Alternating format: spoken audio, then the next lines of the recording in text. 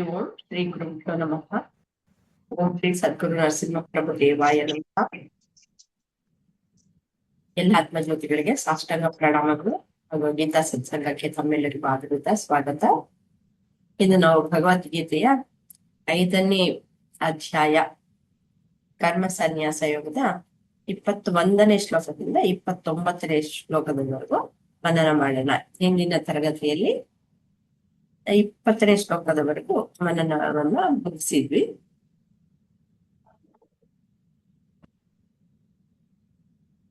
21ನೇ ಶ್ಲೋಕ ಏನ್ ಹೇಳುತ್ತೆ? ಬಾಹ್ಯ ಸ್ಪರ್ಶೇಶು ಅಸಕ್ತಾತ್ಮ ವಿಂದತ್ಯಾತ್ಮನಿ ಯತ್ ಸುಖಂ ಸ ಬ್ರಹ್ಮಯೋಗ ಯುಕ್ತಾತ್ಮ ಸುಖಂ ಅಕ್ಷಯಮಶ್ನುತೆ. ಅದರ ಅರ್ಥ, ಬಾಹ್ಯ ಇಂದ್ರಿಯ ಸುಖಗಳಿಗೆ ಅಂಟಿಕೊಳ್ಳದವರು ಆತ್ಮದಲ್ಲಿಯೇ ದೈವಿಕ ಆನಂದವನ್ನು ಅನುಭವಿಸುತ್ತಾರೆ. ಬ್ರಹ್ಮಯೋಗದ ಮೂಲಕ ದೇವರೊಂದಿಗೆ ಸತ್ಯದೊಂದಿಗೆ ಸೇರಿ ಅವರು ಅಂತ್ಯವಿಲ್ಲದ ಆನಂದವನ್ನು ಅನುಭವಿಸುತ್ತಾರೆ. ಅರ್ಥ ಹೀಗಿದೆ. ಇದು ಪ್ರಶ್ನೆ ವಿಜಯಲಕ್ಷ್ಮಿ ಅವರಿಗೆ ತಯಾರಾಗಿ ಪ್ರಶ್ನೆ ನೋಡ್ಕೊಂಡು ಬರೋಣ. ಈ ಶ್ಲೋಕದಲ್ಲಿ ಹೇಗೆ ಒಬ್ಬ ಸಾಧಕನು ಅಕ್ಷಯ ಆನಂದವನ್ನು ಅನುಭವಿಸುತ್ತಾನೆ?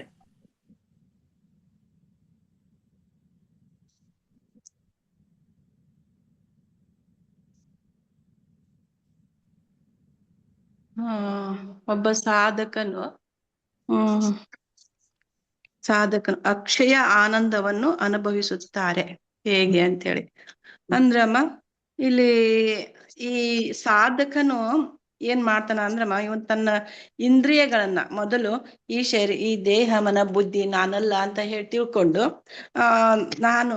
ನಾನು ಯಾರು ಅನ್ನೋದನ್ನ ಫಸ್ಟ್ ತಿಳ್ಕೊಂಡಾಗ ಅಲ್ಲೇನಾಗ್ತೈತೆ ಅವನಿಗೆ ತಾನು ಒಬ್ಬ ಜ್ಞಾನಿ ಅನ್ನೋದನ್ನ ಸ್ಪಷ್ಟವಾಗಿ ಅರಿವಾದಾಗ ಆ ಮನುಷ್ಯ ಯಾವುದೇ ಒಂದು ಇಂದ್ರಿಯ ಸುಖಕ್ಕೆ ಆಕರ್ಷಣೆ ಆಗೋದಿಲ್ಲ ಅಂತ ಹೇಳ್ತಾರಮ್ಮ. ಅವನು ಯಾವಾಗ್ಲೂ ತನ್ನ ಆಂತರದಲ್ಲಿ, ತನ್ನ ಒಳ ಮನಸ್ಸಿನಲ್ಲಿ ತನ್ನೊಳಗೆ ತಾನು ಯಾರು ಅಂತ ಅನುಭವಿಸ್ತಿತ್ತ ಅವನು ಏನ್ ಮಾಡ್ತಾನ, ಅಲ್ಲೇ ಒಂದು ಅಂತರ್ಜ್ಯೋತಿ ಅಂತ ಬರುತ್ತಲ್ಲಮ್ಮ, ಆ ರೀತಿ ಅವನು ಆ ಧ್ಯಾನದಲ್ಲಿ ಕಂಡ್ಕೋತಾ ಅವನೊಂದು ಸಮಾಧಿ ಒಂದು ಸ್ಥಿತಿಗೆ ಹೋಗ್ಬೋದು. ಈ ರೀತಿ ಒಂದು ಸಮಾಧಿ ಸ್ಥಿತಿಗೆ ಹೋದಾಗ ಅವನ್ಗೆ ಏನಾಗ್ತದೆ, ಅಲ್ಲಿ ಆತ್ಮ ಸಾಕ್ಷಾತ್ಕಾರವನ್ನ ಪಡಿತಾನೆ. ಆತ್ಮ ಸಾಕ್ಷಾತ್ಕಾರ ಪಡೆದ್ಮೇಲೆ ಅವನು ಯಾವುದೇ ಒಂದು ಈ ಹೊರಗಡೆ ಪ್ರಪಂಚದ ಒಂದು ಇಂದ್ರಿಯ ವಸ್ತುಗಳಿಗೆ ಆಸೆ ಪಡದೆ ತನ್ನ ಕರ್ಮಗಳನ್ನ ಆ ಭಗವಂತನಿಗೆ ಅಂತ ಅರ್ಪಿಸುತ್ತಾ ಆ ಭಗವಂತನ ಒಂದು ಸೇವೆಯಲ್ಲಿ ಮತ್ತು ಒಂದು ತನ್ನ ಒಂದು ಲೋಕ ಕಲ್ಯಾಣದ ಸೇವೆಯಲ್ಲೇ ಅವನು ಮಗ್ನನಾಗ್ತಾನೆ ಅಂತ ಹೇಳ್ತಾನೆಮ್ಮ. ಆ ಒಂದು ಬ್ರಹ್ಮ ಯೋಗದಲ್ಲಿ ಹೋದಂತ ಆ ಜ್ಞಾನಿಯು ಅವನು ಯಾವಾಗ್ಲೂ ಭಗವಂತನ ಒಂದು ಪ್ರೇಮ ಪೂರ್ವಕವಾದಂತಹ ಸೇವೆಯಲ್ಲೇ ಇರ್ತಾನಮ್ಮ. ಆ ಸೇವೆಯಲ್ಲಿ ಇದ್ದಾಗ ಅವನಿಗೆ ಏನಾಗ್ತೈತಿ, ತನ್ನ ಒಂದು ಹೊರಗಿನ ಈ ಇಂದ್ರಿಯ ಸುಖಗಳು ಅವನಿಗೆ ಅಂಟ್ಕೊಳ್ಳೋದಿಲ್ಲ ಮತ್ತು ಜಡ ವಸ್ತುವಿನಲ್ಲಿ ಸಹಿತ ಅವನಿಗೆ ಯಾವುದೇ ಒಂದು ಆಸಕ್ತಿ ಇರೋದಿಲ್ಲ. ಹೀಗಾಗಿ ಅವನಿಗೆ ಯಾವ್ದು ಆಸಕ್ತಿ ಇಲ್ದೇ ಇದ್ದಾಗ ಅದು ಸಹಜವಾಗಿ ಅವನಿಗೆ ಅಲ್ಲಿ ಒಂದು ಆತ್ಮಜ್ಞಾನ ಅನ್ನೋದು ಅವನು ಪಡ್ಕೋತಾನಮ್ಮ. ಈ ಒಂದು ಆತ್ಮಜ್ಞಾನ ಪಡೆದಾಗ ಅವನು ಮುಕ್ತನಾಗ್ತಾನ ಅಂತ ಹೇಳ್ಬೋದಮ್ಮ. ಇಂಥ ಒಂದು ಇಂದ್ರಿಯ ಸುಖದಿಂದ ಆಕರ್ಷಣೆ ಇಲ್ಲದೆ ಇದ್ದಾಗ ಅವನು ಅಂತ್ಯವಿಲ್ಲದೆ ಆನಂದವನ್ನ ಅನುಭವಿಸ್ತಾನೆ ಅಂತ ಹೇಳಿ ಚೆನ್ನಾಗಿ ಹೇಳಿದ್ರ ವಿಜಯಲಕ್ಷ್ಮಿ ಅವರೇ. ಹೇಗೆ ಸಾಮಾನ್ಯವಾಗಿ ಅಷ್ಟೊಂದು ವಿಷಯ ಸುಖಗಳಿಗೋಸ್ಕರ ಇಲ್ಲ, ಚೆನ್ನಾಗಿ ಹೇಳಿದ್ದೀರಾ. ವಿಷಯ ಸುಖಗಳ ಕಡೆಗೆ ಹೋಗೋದು ನಮ್ಮ ಇಂದ್ರಿಯಗಳೆಲ್ಲ ಹೋಗುತ್ತೆ. ಆದ್ರೆ ಯಾರು ಇಲ್ಲ ಇದ್ರಲ್ಲಿ ಇಂದ್ರಿಯ ಸುಖಗಳಿಗೆ ನಾನು ಅದ್ರ ಕಡೆಗೆ ಹೋದ್ರೆ ನನಗೆ ಪೂರ್ತಿಯಾಗಿ ಸಂತೋಷ ಅನ್ನೋದು ನಂಗೆ ಸಿಗ್ತಾ ಇಲ್ಲ ಅಂತ ಗೊತ್ತಾಗುತ್ತಲ್ಲ, ಆ ಹಂತಕ್ಕೆ ಬಂದವನು ಅವನು ಏನ್ ಮಾಡ್ತಾನೆ ಅಂದ್ರೆ ನಿಜವಾದ ನಾನ್ ಯಾರು ಅನ್ನುವ ಒಂದು ಅನ್ವೇಷಣೆಗೆ ತೊಡಗ್ತಾನೆ. ಅವಾಗ್ಲೇನೆ ಎಲ್ಲರೂನು ಈ ಸತ್ಸಂಗಕ್ಕೆ ಬಂದ್ಬಿಡಲ್ಲ, ಎಲ್ಲಾರು ಆತ್ಮಜ್ಞಾನಕ್ಕೆ ಬಂದ್ಬಿಡಲ್ಲ. ನಿಜವಾಗ್ಲೂ ನಾನು ಯಾರು ಅಂತ ತಿಳ್ಕೊಳ್ಬೇಕು ನಾನು ಅನ್ನುವರು ಮಾತ್ರನೇ ಸತ್ಸಂಗಗಳಿಗೆ ಬಂದು ಮತ್ತೆ ಸತ್ಯ ಏನು ಅನ್ನೋದನ್ನ ತಿಳ್ಕೊಳ್ಳೋದಕ್ಕೆ ಪ್ರಯತ್ನ ಪಡುವಂತಹದ್ದು. ಹಾಗಾಗಿ ಅವ್ರಿಗೆ ವಿಷಯ ಸುಖಗಳು ಯಾವತ್ತಿದ್ರು ಅಲ್ಪ ಸುಖವನ್ನೇ ಕೊಡುವಂಥದ್ದು. ನನ್ಗೆ ಸಂಪೂರ್ಣವಾದ ಸುಖವನ್ನು ಕೊಡಲ್ಲ ಅಂತ ಅವ್ರಿಗೆ ಗೊತ್ತಾಗೋಗ್ಬಿಟ್ಟಿರುತ್ತೆ, ಮನದಟ್ಟಾಗೋಗ್ಬಿಟ್ಟಿರುತ್ತೆ. ಅದಕ್ಕೆ ಅದು ಓಕೆ ಅಕ್ಷಯ ಆನಂದ. ಅಂಟ್ಕೊಳಲ್ಲ ಅವರು, ಹೌದಮ್ಮ.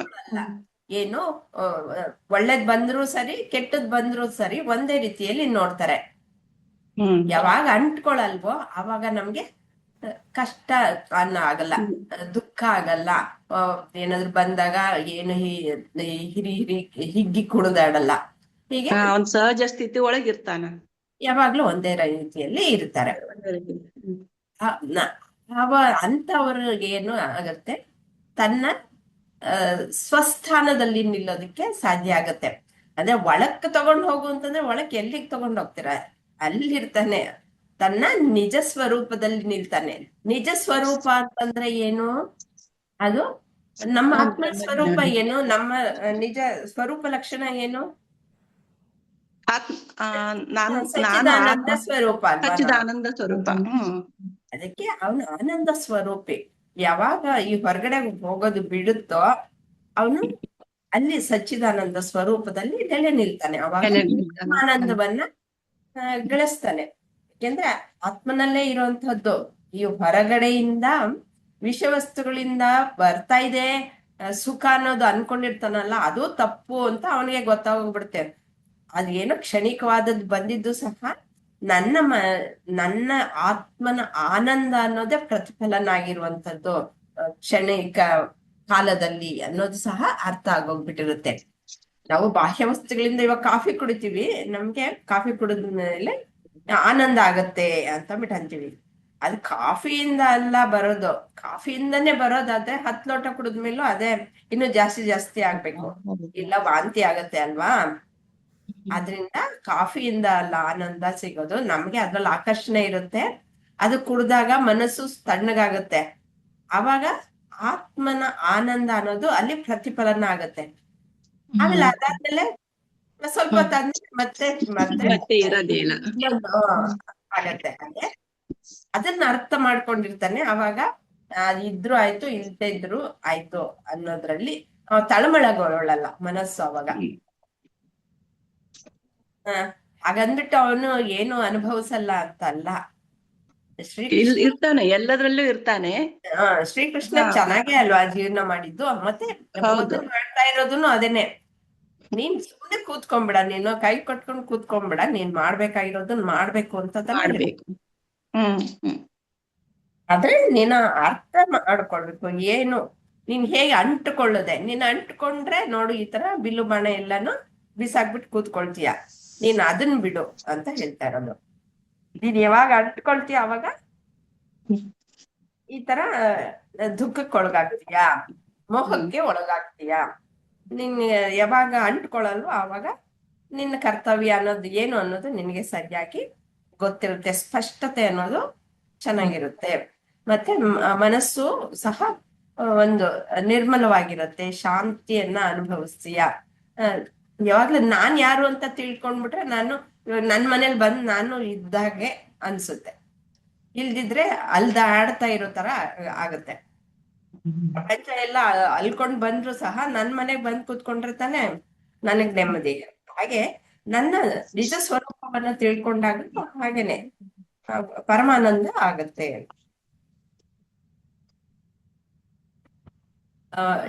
ಯಾರಿಗಾದ್ರೂ ಏನಾದ್ರು ಏನಾದ್ರು ಇದ್ರಲ್ಲಿ ಹರಿ ಓಂ. ಹರಿ ಓಂ ಆಂಟಿ, ಎಲ್ಲರಿಗೂ ಹರಿ ಓಂ. ಆಂಟಿ, ಬ್ರಹ್ಮ ಯೋಗ ಅಂದ್ರೆ ಏನ ಆಂಟಿ? ಬ್ರಹ್ಮ ಅಂತಂದ್ರೆ ನಮ್ಮ ನಿಜ ಸ್ವರೂಪದಲ್ಲಿ ನಿಲ್ಲೋದೆ ಅಷ್ಟೇ. ನಮ್ಮ ಆತ್ಮನ ಸ್ವರೂಪವನ್ನ ತಿಳ್ಕೊಳ್ಳೋದು, ಅದೇ ಬ್ರಹ್ಮಯೋಗ.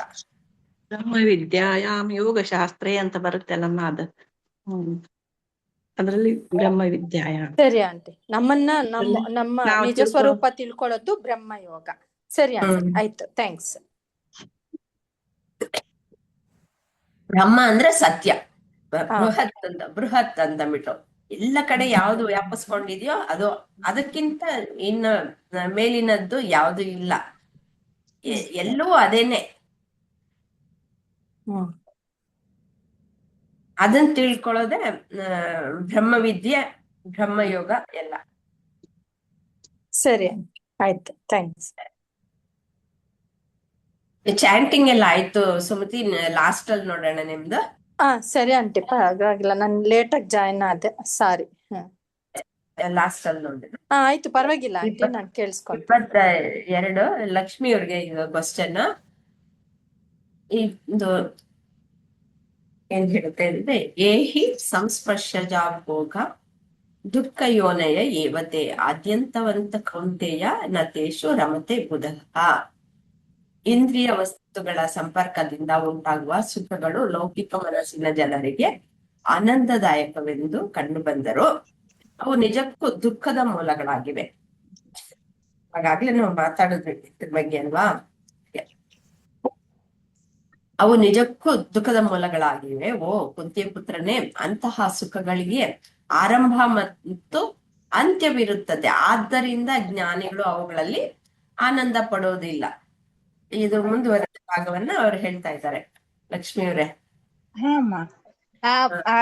ಇಂದ್ರಿಯ ಸುಖ ಅಂತಂದು ಹೇಳಿ ಅದೇ ಕ್ವಶನ್ ನೋಡ್ಬಿಡೋಣ.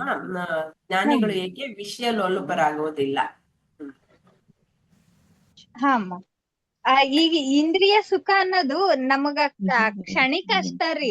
ಈಗ ನೀರಿನ ಮೇಲಿನ ಗುಳ್ಳ ಹೆಂಗ್ ಪಟ್ ಅಂತ ಹೇಳಿ ಒಡದ್ ಹೋಗ್ತತೆ, ಹಂಗ ಸ್ವಲ್ಪ ಹೊತ್ತಿಗೆ ಅವು ಆಸೆ ಅನ್ನೋದು ಒಂದ್ ಸ್ವಲ್ಪ, ಈಗ ನೀವು ಎಷ್ಟೋ ಸತಿ ಎಕ್ಸಾಂಪಲ್ ಕೊಡ್ತೀರಿ ಅಮ್ಮ, ಜಿಲೇಬಿ ತಿನ್ಬೇಕಂತ ಹೇಳಿ ಆಸೆ ಆತಂತೆ ಅಂತ ಹೇಳಿದ್ರೆ ಎಷ್ಟು ತಿನ್ನಾಕ್ ಸಾಧ್ಯ ಐತ್ರಿ. ನನ್ಗೆ ಎಷ್ಟು ತೃಪ್ತಿ ಆಗ್ತತೆ ಅಷ್ಟು ತಿನ್ನಾಕ್ ಸಾಧ್ಯ ಐತ್ರಿ. ತೃಪ್ತಿ ಆದ್ಮೇಲೆ ಮುಗೀತ್ರಿ ಅದ್ರದ್ದು, ಮತ್ ಬೇರೆ ಒಂದ್ ಆಸೆ ಬರ್ತೈತ್ರಿ ಅಲ್ಲಿಗೆ. ಅದ ತರ ಇವೆಲ್ಲ ಇಂದ್ರಿಯ ಸುಖಗಳು ತಾತ್ಕಾಲಿಕ ಅಷ್ಟ, ಕ್ಷಣಿಕ ಅಷ್ಟ. ಇದ್ರ ಹಿಂದ ಯಾವ್ದ ಇದ್ರ ಹಿಂದ ಹೋದ್ರ ದುಃಖನ ಐತಿ ಅಂತ ಹೇಳಿ ಶ್ರೀಕೃಷ್ಣ ಪರಮಾತ್ಮ ಅರ್ಜುನನ್ಗೆ ಹೇಳ್ಕೊಡ್ತಾ ಇದಾರ. ಅದಕ್ಕ ಜ್ಞಾನಿಗಳು ಇಂದ್ರಿಯ ಸುಖನೆಲ್ಲಾ ಬಿಟ್ಟಿರ್ತಾರ ಅಂತಂದ್ ಹೇಳಿನೂ ಹೇಳ್ತಾ ಇದಾರ. ಅದ್ರಿಂದ ಅವ್ರ ಆನಂದವಾಗಿರ್ತಾರ ಅಂತಂದು ಹೇಳ್ತಾ ಇದಾರಮ್ಮ. ಇಂದ್ರಿಯ ಸುಖ ಅನ್ನೋದ್ ಮಾಯೆ ಇದ್ದಂಗ, ಇವತ್ತಲ್ಲ ಈಗ ಹೆಂಗ ಒಂದ್ ಕ್ಷಣದಿಂದ ಇನ್ನೊಂದ್ ಕ್ಷಣದೊಳಗ್ ಬದಲಾಗ್ತೈತೋ ಹಂಗ ಒಂದ್ ಸುಖ ಮುಗಿಯತ್ಲೇನ ಮತ್ತೊಂದ್ ಸುಖಕ್ ಅಂಟ್ಕೊಳಕ್ ಹೋಗ್ತೇವಿ. ಅದ್ರಿಂದ ನಿನ್ನೊಳಗ್ ನೀನಿರು, ಈ ಇಂದ್ರಿಯ ಸುಖದಿಂದ ಹೋಗ್ಬೇಡ. ನಾ ದೇಹ ಮನಸ್ಸು ಬುದ್ಧಿ ಅಲ್ಲ, ನಾನೊಂದು ಸಚ್ಚಿದಾನಂದ ಆತ್ಮ ಅಂತಂದ್ ಹೇಳಿ ಯಾವಾಗಿದ್ದಾಗ ನಮ್ ಕುಂತಲ್ಲೇ ಜಿಲೇಬಿ ಬರ್ತೈತೆ ಅಮ್ಮ. ನಾವ್ ಜಿಲೇಬಿ ಸಲುವಾಗಿ ಹೋಗೋದು ಬೇಕಾಗಿಲ್ಲ, ಜಿಲೇಬಿ ತಿನ್ನೋದು ಬೇಕಾಗಿಲ್ಲ ರೀ. ಜಿಲೇಬಿ ನೆನೆಸ್ಕೊಂಡ್ರೆ ಸಾಕು, ಆಟೋಮೆಟಿಕ್ ಬರ್ತೈತಿ ಅಂತಂದ್ ಹೇಳಿ ನನಗ್ ಹಂಗ ಅನಿಸ್ತಮ್ಮ. ಧನ್ಯವಾದ ರೀ. ಜಿಲೇಬಿಗಿಂತ ಜಾಸ್ತಿ ಆನಂದ ಕಂಡ್ಕೊಳ್ತೀವಿ. ಹೌದ್ರಿ, ಹೂನ್ರಿ, ಅದ ಪರ್ಮನೆಂಟ್ ಆಗಿ ಆನಂದ ಸಿಗ್ತೈತಿ ಅಮ್ಮ. ಧನ್ಯವಾದ ರೀ. ಧನ್ಯವಾದಗಳು ಲಕ್ಷ್ಮಿಯವರೇ. ಬೇರೆಯವ್ರು ಏನಾದ್ರು ಹೇಳೋದಿದ್ಯಾ? ಅಂದ್ರೆ ಇವಕ್ಕೆ ಆದಿ ಅಂತ್ಯ ಅನ್ನೋದು ಇರುತ್ತೆ. ಆದ್ರೆ ಆತ್ಮನ ಸುಖಕ್ಕೆ ಅಂದ್ರೆ ಆನಂದಕ್ಕೆ ಆದಿ ಅಂತ್ಯ ಅನ್ನೋದಿಲ್ಲ. ನಾವೇ ಆನಂದ ಸ್ವರೂಪಿಗಳು ಅನ್ನೋದನ್ನ ತಿಳ್ಕೊಳ್ಬೇಕಷ್ಟೇ. ಅದಕ್ಕೆ ಆದಿ ಅಂತ್ಯ ಅನ್ನೋದಿಲ್ಲ. ಈ ಹೊರಗಡೆಯಿಂದ ಬರೋಂಥದ್ದು ಆದ್ರೆ ಅದು ಬಂದಾಗ ಸುಖ ಅನ್ನೋದು ಇರುತ್ತೆ, ಅದು ಹೋದಾಗ ಯಾವತ್ತಿದ್ರು ಬಂದಿದ್ದು ಹೋಗೇ ಹೋಗುತ್ತೆ ಅಲ್ವಾ. ಹೋದಾಗ ದುಃಖ ಮತ್ತೆ ಬರುತ್ತೆ, ಅಥವಾ ಅವುಗಳು ಇದ್ದಾಗ್ಲೂ ಮತ್ತೆ ಕಾಟನು ಕೊಡ್ಬೋದು. ಒಂದ್ ಸಂಬಂಧನೇ ಆಗಿರ್ಬೋದು ಅಥವಾ ವಸ್ತುನೇ ಆಗಿರ್ಬೋದು. ಎಲ್ಲ ಇದು ಶಾಶ್ವತ ಅಲ್ವಾ ಅನ್ನೋದನ್ನ ಹೇಳ್ತಾ ಇದ್ದಾರೆ. ಬೇರೆ ಯಾರಾದ್ರೂ ಏನಾದ್ರು ಹೇಳೋದಿದ್ರೆ ಹೇಳಿ, ಇಲ್ಲ ಅಂದ್ರೆ ಮುಂದಿನ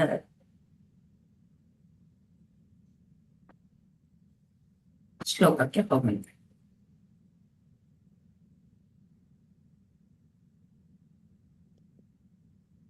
ಶಕ್ನೋತಿ ಹೈವಯಃ ಸೋಢುಂ ಪ್ರಾಕ್ ಶರೀರ ವಿಮೋಕ್ಷಣ ಕಾಮ ಕ್ರೋಧೋದ್ಭವಂ ವೇಗಂ ಸ ಯುಕ್ತ ಸ ಸುಖೀ ನರಃ. ದೇಹವನ್ನು ತ್ಯಜಿಸುವ ಮೊದಲು ಕಾಮನೆ ಮತ್ತು ಕ್ರೋಧದ ಶಕ್ತಿಗಳನ್ನು ತಡೆಯಲು ಸಮರ್ಥರಾದ ವ್ಯಕ್ತಿಗಳು, ಯೋಗಿಗಳು ಮತ್ತು ಅವರು ಮಾತ್ರ ಸಂತೋಷವಾಗಿರ್ತಾರೆ ಅಂತ ಹೇಳ್ತಾರೆ. ಇಂದ್ರಮ್ಮ ಅವರ ಹೇಳ್ತೀರಾ? ಕ್ವಶನ್ ಹಾಕ್ಬೇಕಾ?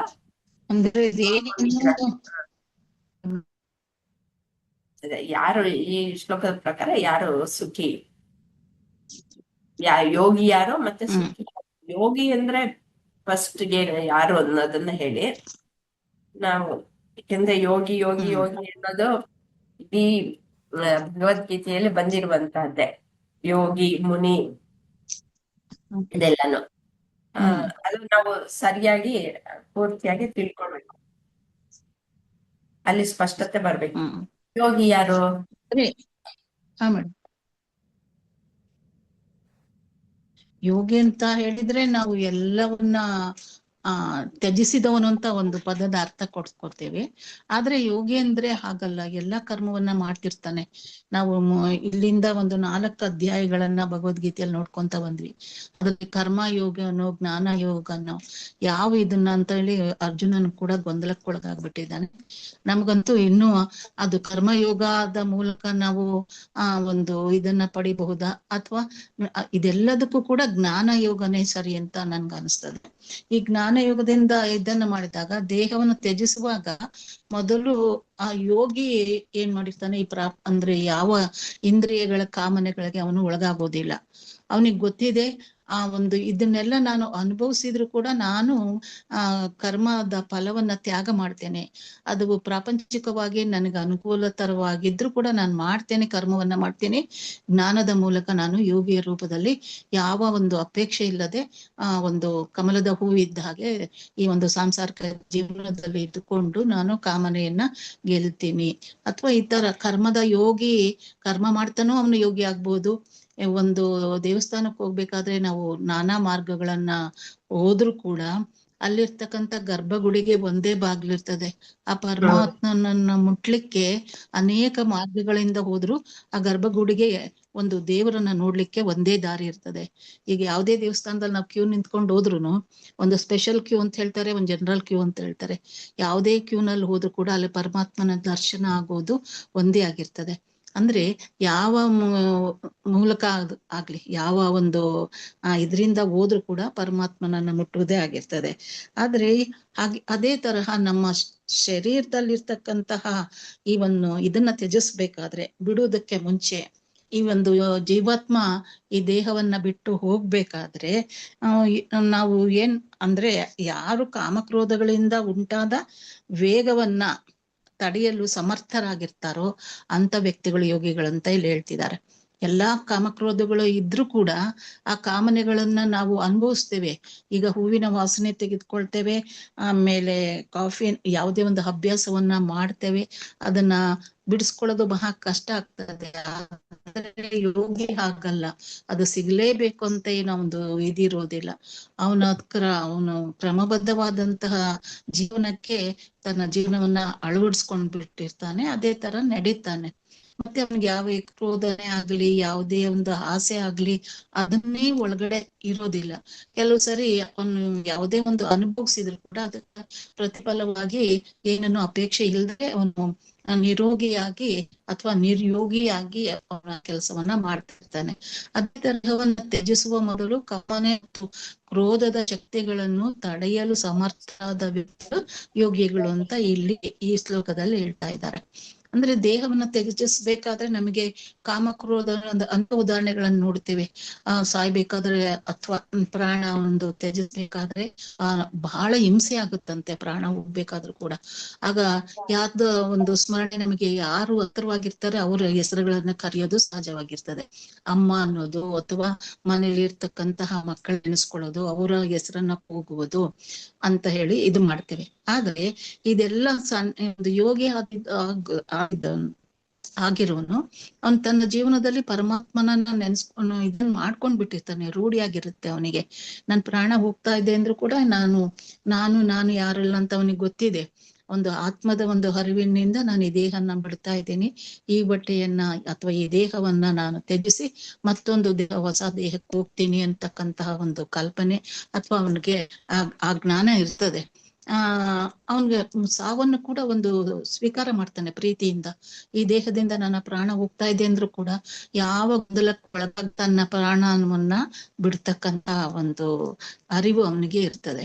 ಅವನಿಗೆ ಅರಿವಿನ ಮೂಲಕ ಎಲ್ಲಾ ತಿಳ್ಕೊಂಡಿರ್ತಾನೆ. ಯಾವ ಕಾಮನೆಗಳು ಆಗ್ಲಿ, ಯಾವ ಕ್ರೋಧಗಳೇ ಆಗ್ಲಿ, ಎಲ್ಲವನ್ನ ಜಯಿಸಿರ್ತಕ್ಕಂತಹ ಯೋಗಿ ಪ್ರಾಣವನ್ನ ತ್ಯಜಿಸ್ಬೇಕಾರೆ ಅಥವಾ ದೇಹವನ್ನ ತ್ಯಜಿಸ್ಬೇಕಾರೆ ಅವನಿಗೆ ಯಾವ ಒಂದು ಇದನ್ನು ಆಗೋದಿಲ್ಲ. ಅವನು ಸಂತೋಷವಾಗಿ ತನ್ನ ಶರೀರವನ್ನ ಬಿಡಬಹುದು.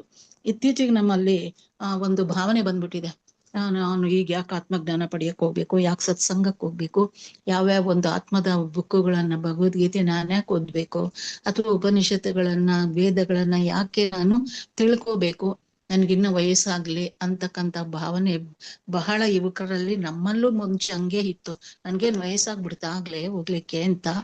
ಆ ತರಹದ ಒಂದು ಇದನ್ನ ಇದ್ದಾಗ ಅಂತವ್ರು ದೇಹವನ್ನು ತ್ಯಜಿಸ್ಬೇಕಾದ್ರೆ ಅನೇಕವಾದಂತಹ ಇದನ್ನ ಪಡಿಬೇಕಾಗ್ತದೆ. ಅಂದ್ರೆ ಇಳಿ ವಯಸ್ಸಿನಲ್ಲಿ ಸಾಯುವುದಕ್ಕೆ, ಈಗ ನಮ್ಗೆಲ್ಲ 60+ 70+ ಆಗಿದ್ದಂತಹ ನಾವುಗಳು ಏನ್ ಮಾಡ್ತೇವೆ, ಆಗ್ಲೇ ನಮ್ದು ಎಲ್ಲಾ ಒಂದು ಅಂಗಾಂಗಗಳಲ್ಲಿ ನಿಶಕ್ತಿ ಮೂಡಿರ್ತದೆ ಅನ್ಸುತ್ತೆ ನನ್ಗೆ. ಈ ಒಂದು ಅಭ್ಯಾಸ ಮಾಡಿದ್ರು ಕೂಡ ಇದು ಇಳಿ ವಯಸ್ಸಿನಲ್ಲಿ ಈ ಎಲ್ಲಾ ಇಂದ್ರಿಯಗಳು ದುರ್ಬಲವಾಗಿ ಹೋಗ್ಬಿಟ್ಟಿರ್ತದೆ. ಕಣ್ಣ ಸರಿ ಕಾಣಿಸೋದಿಲ್ಲ, ಅಲ್ಲಲ್ಲಿ ಬಾಯಲ್ಲಿ ಹಲ್ಲುಗಳು ಹೋಗಿರುತ್ತೆ, ಕಿವಿಯ ಒಂದು ಶಬ್ದ ಗ್ರಹಣನು ಕಡಿಮೆ ಆಗಿರ್ತದೆ. ಇಂತಹ ಸ್ಥಿತಿಯಲ್ಲಿ ನಾವು ಅದು ಅಂದ್ರೆ ನಿಗ್ರಹಿಸ್ತೇನೆ ಅಂತ ಅನ್ನೋದಕ್ಕೆ ಅರ್ಥ ಇಲ್ಲ ಅನ್ಸುತ್ತೆ ನನಗೆ. ಮತ್ತೆ ಯಾವುದೇ ಆಗ್ಲಿ, ಒಂದು ಮಳೆ ಬಂದಾಗ, ಒಂದು ಕೆರೆಗೆ ನೀರ್ ತುಂಬಿದಾಗ ಅಲ್ಲಿ ನೀರ್ ವೇಸ್ಟ್ ಹಾಕ್ದಾಗೆ ಒಂದು ಇವು ಇರ್ತವೆ, ಅವನ್ನ ಮುಚ್ಚಬೇಕಾಗ್ತದೆ.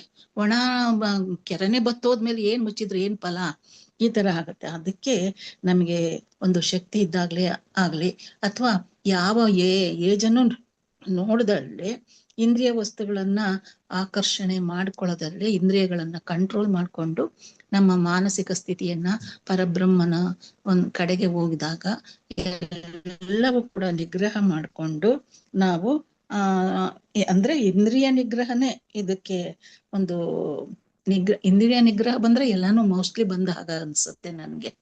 ಅಂದ್ರೆ ಯಾವುದನ್ನ ಅತಿಯಾಗಿ ಹಚ್ಕೊಳ್ದಲೆ, ಯಾವುದನ್ನೇ ಒಂದು ಇದು ಮಾಡ್ಕೊಳ್ದಲೆ, ಅಭ್ಯಾಸ ತರ ಮಾಡ್ಕೊಳ್ದಲೆ, ಅದನ್ನೇ ನಾವು ಅಂತರಂಗದಲ್ಲಿ ಪರಮಾತ್ಮನನ್ನ ಬ್ರಹ್ಮನನ್ನ ಅದನ್ನೇ ರೂಪಿಸ್ಕೊಂಡು ಅದನ್ನೇ ಅಧ್ಯಾಯ ಮಾಡಿದ್ರೆ ಅಭ್ಯಾಸದ ಮೂಲಕ ನಮ್ಮ ಅಂತ್ಯಕಾಲದಲ್ಲೂ ನಾವು ನಮ್ಮನ್ನ ಖುಷಿಯಿಂದ ಒಂದು ಬಿಡಬಹುದು ಅನ್ಸುತ್ತೆ. ದೇಹ ತ್ಯಾಗ ಆದ್ರೂ ಕೂಡ ನಾವು ಆತ್ಮ ಅಂತೂ ಇದ್ದೇ ಇರ್ತದೆ, ಆತ್ಮ ಎಲ್ಲಿಗೂ ಹೋಗೋದಿಲ್ಲ, ಯಾವ ಅಂಟು ಇಲ್ಲ ಅದಕ್ಕೆ. ಆತ್ಮ ಇದನ್ನು ಅಂದ್ರೆ ಭೌತಿಕವಾದಂತಹ ಈ ದೇಹ ಪಂಚಭೂತಗಳಲ್ಲಿ ಒಂದಾಗಬಹುದು, ಮತ್ತು ಮತ್ತೆ ಗೊತ್ತೇ ಇಂದ್ರಿಯ ಯಾವೇ ಒಂದು ಇದು ಹೋಗುವುದಿಲ್ಲ ಅಂತ ಹೇಳಿ. ಹಂಗಾಗಿ ಒಟ್ಟಿಗೆ ಬ್ರಹ್ಮಸ್ವವನ್ನ ಆತ್ಮದ ಮೂಲಕ ತಿಳ್ಕೊಂಡು ಅರಿವಿನಿಂದ ಒಂದು ಇದನ್ನ ಮಾಡ್ಕೊಂಡ್ರೆ ನಮ್ಮ ಅಂತರಂಗದ ಎಲ್ಲಾ ಸುಖ, ಹೊರಗಡೆ ಯಾವ ಬಾಹ್ಯ ಸುಖಗಳು ನಾವು ಆಗ್ಬಾರ್ದು ಅಂತೇಳಿ ಈ ಶ್ಲೋಕ ಒಂದು ಅರ್ಥೈಸ್ಬೋದು ಅನ್ಸುತ್ತೆ ಮೇಡಮ್ ನನ್ಗೆ. ಮೇಡಮ್ ಕೇಳಿಸ್ತು, ಬಹಳ ಸುಂದರವಾಗಿ ದೀರ್ಘವಾಗಿ ಹೇಳಿದ್ದೀರಾ, ಬಹಳ ಸಂತೋಷ. ದೀರ್ಘ ಆಯ್ತು. ಒಂಥರ ಹುಮ್ಮಸ್ಸು ಬಂದ್ರೆ ಹಾಗೇನೆ ಹೇಳ್ತಾ ಹೋಗ್ತಾ ಇರ್ತೀವಿ, ಒಂದಕ್ಕೊಂದು ಸೇರಿಸ್ಕೊಂಡು. ಅಲ್ಲ, ಶ್ಲೋಕ ಚೆನ್ನಾಗಿದೆಯಲ್ಲ, ಶ್ಲೋಕ ಚೆನ್ನಾಗಿದೆಯಲ್ಲ ಮೇಡಮ್. ಬಿಡೋದಕ್ ಮುಂಚೆ ಭಗವದ್ಗೀತೆಯಲ್ಲಿ ಯಾವ ಶ್ಲೋಕ ಚೆನ್ನಾಗಿಲ್ಲ ಅಂತ ಹೇಳಕ್ಕೆ ಆಗಲ್ಲ, ಎಲ್ಲಾ ಶ್ಲೋಕಗಳು ಹಾಗೆ ಇದೆ. ಹೌದು ಹೌದು ಹೌದು ಸಹ ಅನಿಸ್ತಾ ಇದೆ. ಅಂದ್ರೆ ಯೋಗಿ ಅಂತಂದ್ರೆ ಅವನು ಪರಮ ಸುಖಿ. ಯೋಗಿ ಅಂತಂದ್ರೆ ಯಾರು ತನ್ನ ಇಂದ್ರಿಯಗಳನ್ನ ಮತ್ತೆ ಮನಸ್ಸನ್ನ ನಿಯಂತ್ರಣದಲ್ಲಿ ದೇಹ, ಇಂದ್ರಿಯಗಳು ಮತ್ತೆ ಮನಸ್ಸನ್ನ ನಿಯಂತ್ರಣದಲ್ಲಿ ಇಟ್ಟುಕೊಂಡು ಅದನ್ನ ಅವನಿಗೆ ಬೇಕಾದ ರೀತಿಯಲ್ಲಿ ಉಪಯೋಗಿಸೋಕೆ ಸಮರ್ಥನಾಗಿರುವಂತವನು ಯೋಗಿ.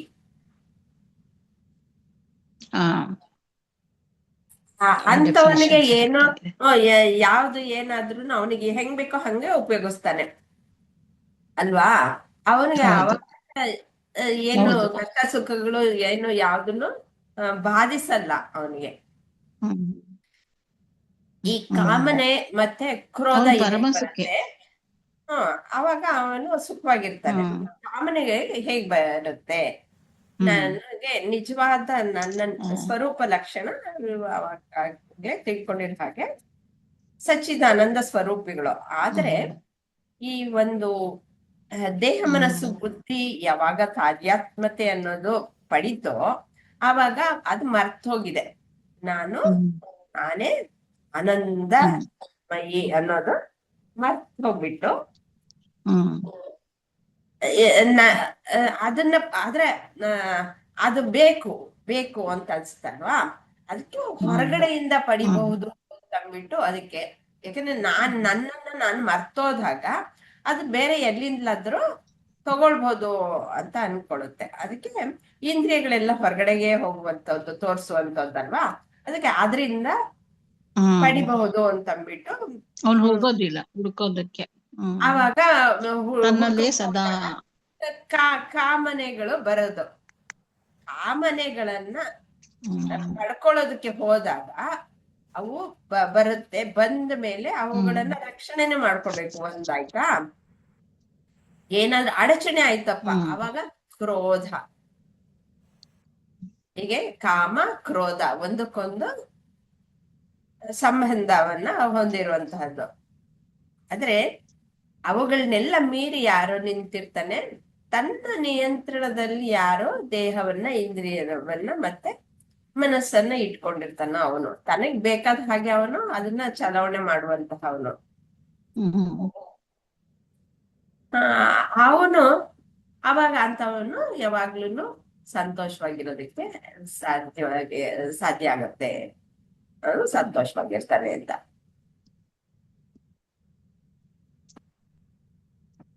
ಸಾಯೋದಕ್ಕೆ ಮುಂಚೆ ಮೇಡಮ್ ಇದು ಅಂದ್ರೆ ಇವಾಗ ಈ ದೇಹವನ್ನು ತ್ಯಜಿಸುವುದಕ್ಕೆ ಮೊದ್ಲೇ ಅಂತಂದ್ರೆ ಇವಾಗ ಮುಂದಿನದು ನಮಗ್ ಗೊತ್ತಿಲ್ಲ.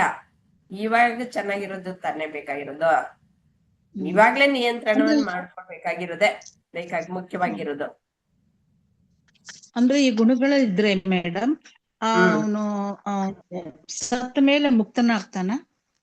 ಮುಕ್ತನೇ. ಯಾವಾಗ ಬೈಕ್ಗಳು ಹೋಯ್ತೋ, ಬೈಕ್ಗಳು ಯಾಕೆ ನನಗೆ ಏನೋ ಬೇಕು ಬೇಕು ಅಂತ ಅದು ಪೂರೈಕೆ ಆಗದೆ ಇದ್ರೆ ಇನ್ನೊಂದು ಜನ್ಮ ಅಂತ ತಗೊಳೋದು. ಆ ಬೈಕ್ಗಳು ಎಲ್ಲ ಯಾವಾಗ ಅಳಿಸಿ ಹೋಯ್ತೋ ಅವಾಗ ವಾಸನೆಗಳಿರಲ್ಲ ಅಲ್ವಾ. ನನಗ್ ಬೇಕು ಬೇಕು ಅನ್ನೋದು, ನಾನು ಪೂರ್ಣ ಆಗ್ಬೇಕು ಅನ್ನೋದೇನಿಲ್ಲ, ಪೂರ್ಣ ಆಗೋಗ್ತಾನಲ್ವಾ. ನನ್ನ ನಿಜ ಸ್ವರೂಪ ತಿಳ್ಕೊಂಡ್ಮೇಲೆ ನಾನು ಪೂರ್ಣ ಅಂತಂದ್ಬಿಟ್ಟು ಆಗೋಯ್ತು. ಅವಾಗ ಹೊರಗಡೆ ಪ್ರಪಂಚದಿಂದ ಏನು ಪಡೆಯೋದಂತದ್ದು ಏನು ಇರಲ್ಲ. ಅವಾಗ ಹೊರಗಡೆ ಪ್ರಪಂಚದಿಂದ ಸುಖವನ್ನು ಪಡಿಬೇಕು ಅಂದಾಗ ತಾನೇ ದೇಹ ಮನಸ್ಸು ಬುದ್ಧಿ ಬೇಕು. ಅದು ಇಲ್ಲ ಅಂತಂದಾಗ ಅವನಿಗೆ ಏನು ಇರೋದೇ ಇಲ್ಲ. ಬಯಕೆಗಳೇ ಇಲ್ಲದ ಮೇಲೆ ಮತ್ತೆ ಶರೀರವನ್ನು ತೆಗೆದುಕೊಳ್ಳೋ ಅಗತ್ಯ ಏನಿರಲ್ಲ. ಬಯಕೆಗಳು ಎಲ್ಲಿ ಪೂರ್ಣವಾಗಲ್ವೋ ಅವಾಗ ಬೇರೆ ಶರೀರವನ್ನ ತೆಗೆದುಕೊಳ್ಬೇಕಾಗತ್ತೆ ಅಷ್ಟೆ.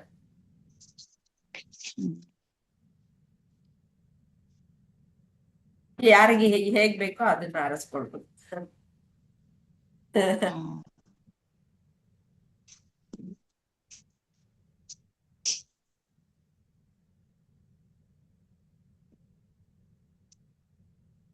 ಇಪ್ಪತ್ನಾಲ್ಕು ಯೋಂತ ಸುಖೋಂತರಾರಾಮಃ ತಥಾಂತರ್ಜ್ಯೋತಿದೇವಯಃ ಸ ಯೋಗಿ ಬ್ರಹ್ಮ ನಿರ್ವಾಣಂ ಬ್ರಹ್ಮಭೂತೋಧಿಗಚ್ಚತಿ.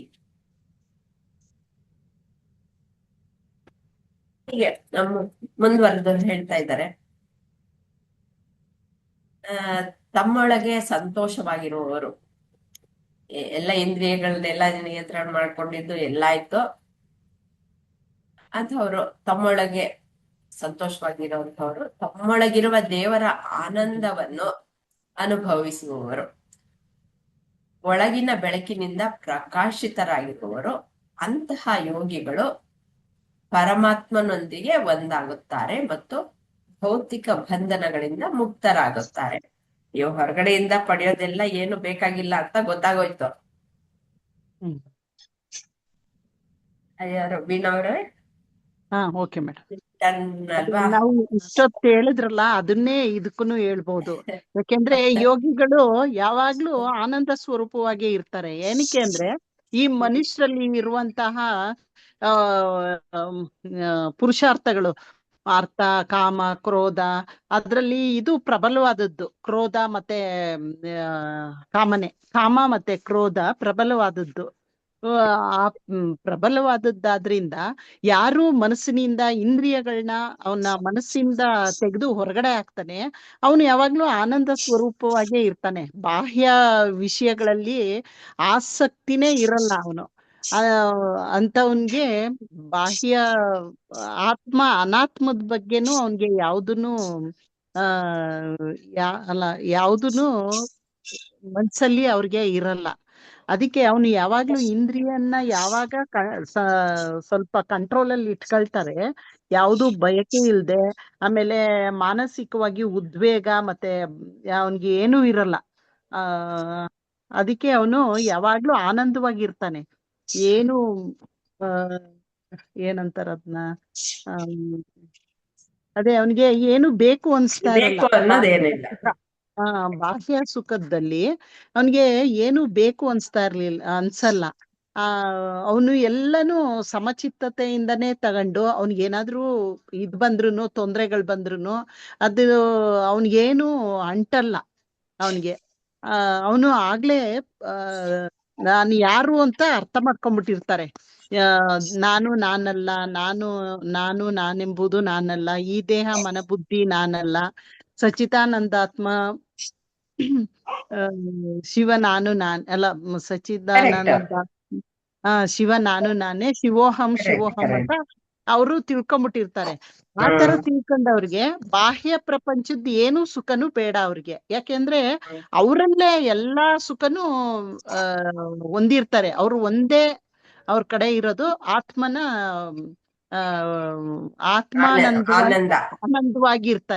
ಆನಂದವಾಗಿರ್ತಾರೆ. ಒಳಗಡೆಯಿಂದಾನೇ ಅವರು ಯಾವ ಭೌತಿಕ ಬಂಧನಕ್ಕೂ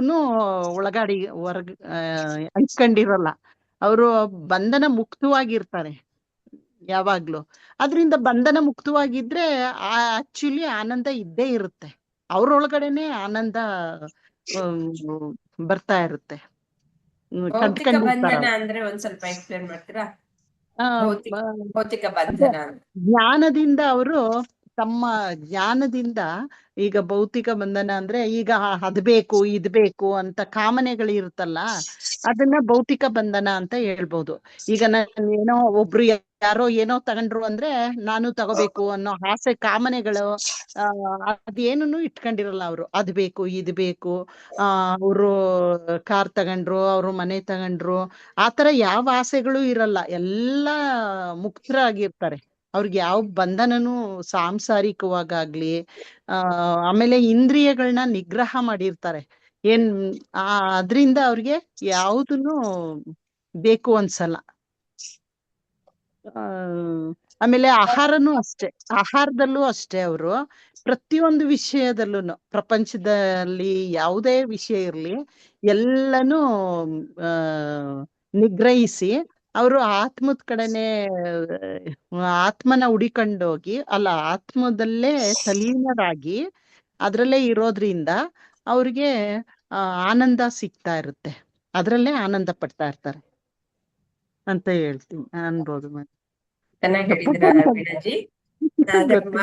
ಭೌತಿಕ ಬಂಧನ ಅಂತಂದ್ರೆ ನೀವು ಹೇಳಿದ ಹಾಗೇನೆ ನಮ್ಗೆ ಕಾಮನೆಗಳಿಂದಾನೇ ಬಂಧನಗಳು ಅನ್ನೋದು ಉಂಟಾಗೋದು. ಯಾಕೆಂದ್ರೆ ಅವ್ರು ಕಾರ್ ತಗೊಂಡ್ರು, ಅದಕ್ಕೆ ನಾನು ಕಾರ್ ತಗೊಳ್ಬೇಕು. ಸುಮ್ನೆ ಬರುತ್ತ ಕಾರು? ಕಾರ್ ತಗೊಳ್ಬೇಕಾದ್ರೆ ದುಡಿಬೇಕು ತಗೊಳ್ತೀನಿ. ಆದ್ರೆ ಅದು ಪೂರ್ತಿ ಅದೇನು ಲೈಫ್ ಲಾಂಗ್ ಕಾರ್ ಇರುತ್ತ? 10 ವರ್ಷ ಆಯ್ತು ಅಂತಂದ್ರೆ ಹಳೇದಾಗೋಗ್ಬಿಡುತ್ತೆ. ಆಮೇಲೆ ಹಳೇದಾದ್ಮೇಲೆ ಬೇರೆ ತಗೊಳ್ಬೇಕು. ಆಮೇಲೆ ಇವತ್ತು ಯಾವ್ದೋ ಒಂದು ಸಣ್ಣ ಕಾರ್ ತಗೊಂಡೆಪ್ಪ, ಬೇರೆಯವರು ಯಾವ್ದೋ ಒಂದು ಮರ್ಸಿಡೀಸ್ ತಗೊಂಡ್ರು, ಆವಾಗ ನಾನು ಇನ್ನೂ ಅದಕ್ಕಿಂತ ಚೆನ್ನಾಗಿರೋ ತಗೊಳ್ಬೇಕು ಅನ್ನೋದು ಆ ಕಾಮನೆಗಳಿಗೆ ಕೊನೆನೇ ಇಲ್ಲ.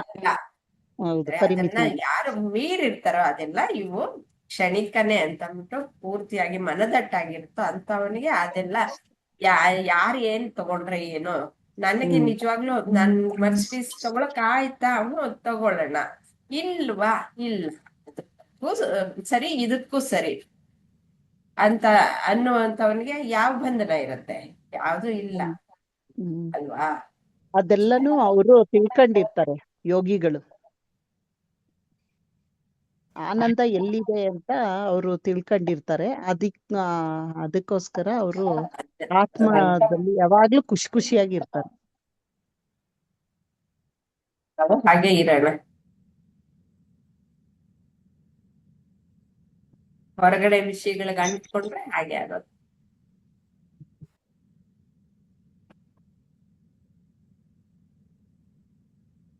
25ನೇ ಶ್ಲೋಕ. ಲಭ್ಯಂತೆ ಬ್ರಹ್ಮ ನಿರ್ವಾಣಂ ಋಷೈ ಕ್ಷೀಣ ಕಲ್ಮಷಾಃ ಚಿನ್ನದ್ವೈತಾ ಯತಾತ್ಮಾನಃ ಸರ್ವಭೂತ ಹಿತೇ ರತಾಃ. ಯಾರ ಪಾಪಗಳು ನಿವಾರಣೆಯಾಗಿವೆಯೋ, ಯಾರ ಸಂದೇಹಗಳು ನಿವಾರಣೆಯಾಗಿವೆಯೋ, ಯಾರ ಮನಸ್ಸುಗಳು ಶಿಸ್ತುಬದ್ಧವಾಗಿವೆಯೋ ಮತ್ತು ಎಲ್ಲ ಜೀವಿಗಳ ಕಲ್ಯಾಣಕ್ಕಾಗಿ ಮೀಸಲಾಗಿವೆಯೋ ಆ ಪವಿತ್ರ ವ್ಯಕ್ತಿಗಳು ದೇವರನ್ನು ಪಡೆಯುತ್ತಾರೆ ಮತ್ತು ಭೌತಿಕ ಅಸ್ತಿತ್ವದಿಂದ ಮುಕ್ತರಾಗುತ್ತಾರೆ.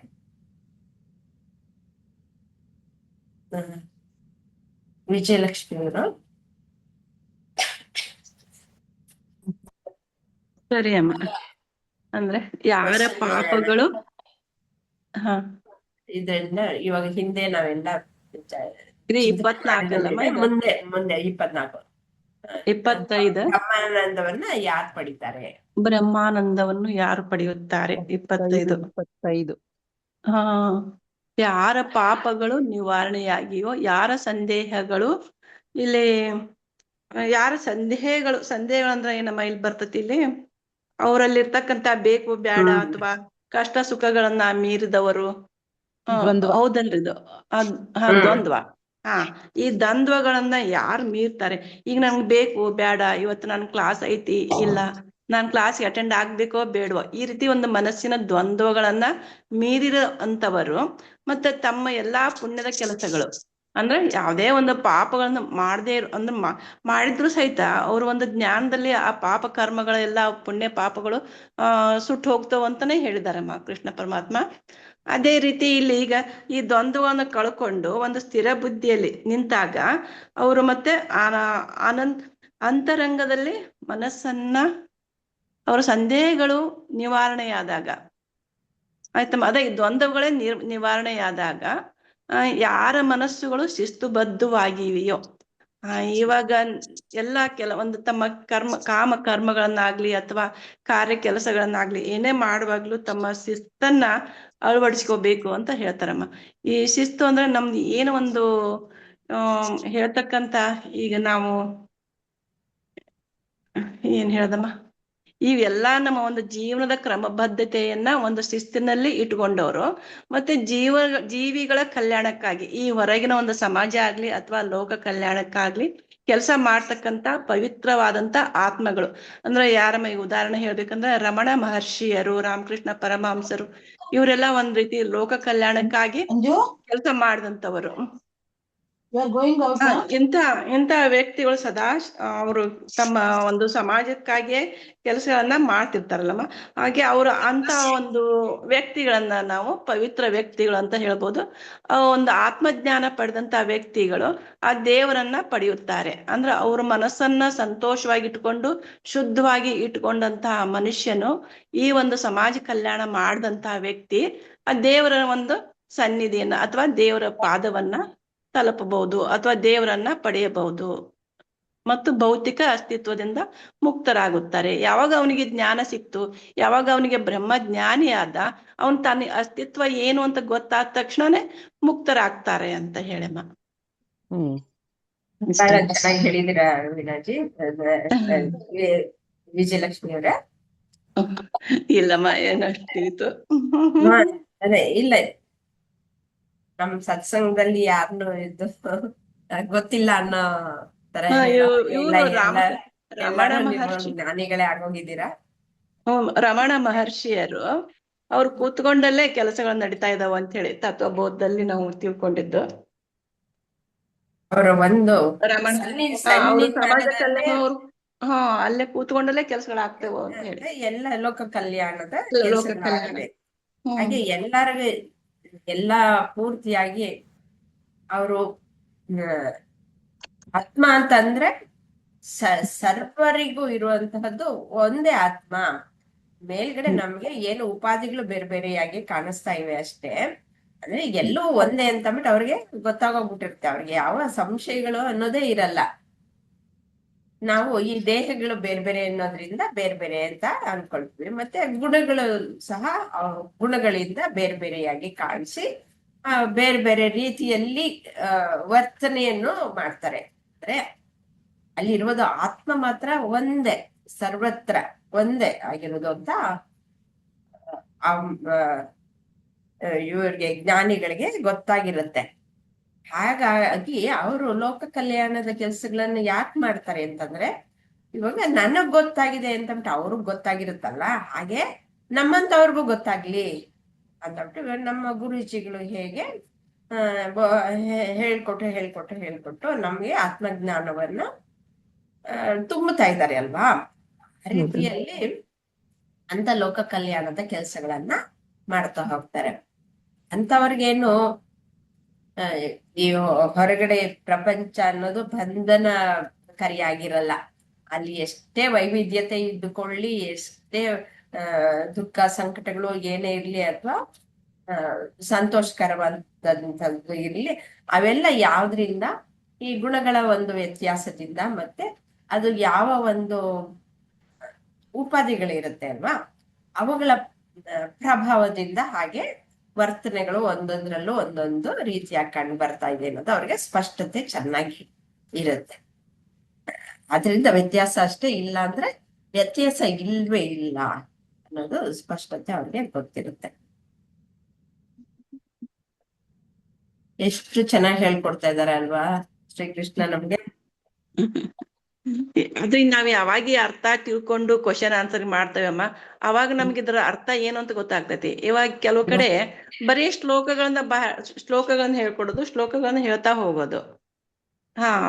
ಈ ರೀತಿ ಆದ್ರೆ ಏನಾಗ್ತೈತಿ, ನಮ್ ಪೂರ್ತಿಯಾಗಿ ಅರ್ಥ ಆಗೋದಿಲ್ಲ. ಯಾಕಂದ್ರೆ ಸಂಸ್ಕೃತ ಅಲ್ಲಮ್ಮ, ನಮ್ಗೆಲ್ಲ ಸಂಸ್ಕೃತ ಬರೋದಿಲ್ಲ, ಗೊತ್ತಾಗಲ್ಲ.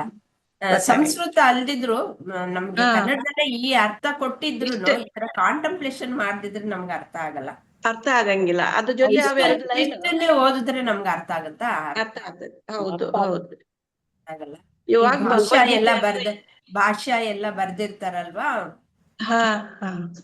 ಶಂಕರಾಚಾರ್ಯರ ಭಾಷಾ, ಅದು ಎಲ್ಲಾನು ಓದ್ಕೊಂಡ್ರೆ ಅವಾಗ ಗೊತ್ತಾಗುತ್ತೆ ಪೂರ್ತಿಯಾಗಿ. ನಾವು ಹೀಗೆ ಗುರುಗಳಿಂದ ತಿಳ್ಕೊಂಡು ನಾವು ಅರ್ಥ ಮಾಡ್ಕೊಳ್ಬೇಕು ಒಂದೊಂದನ್ನೇ.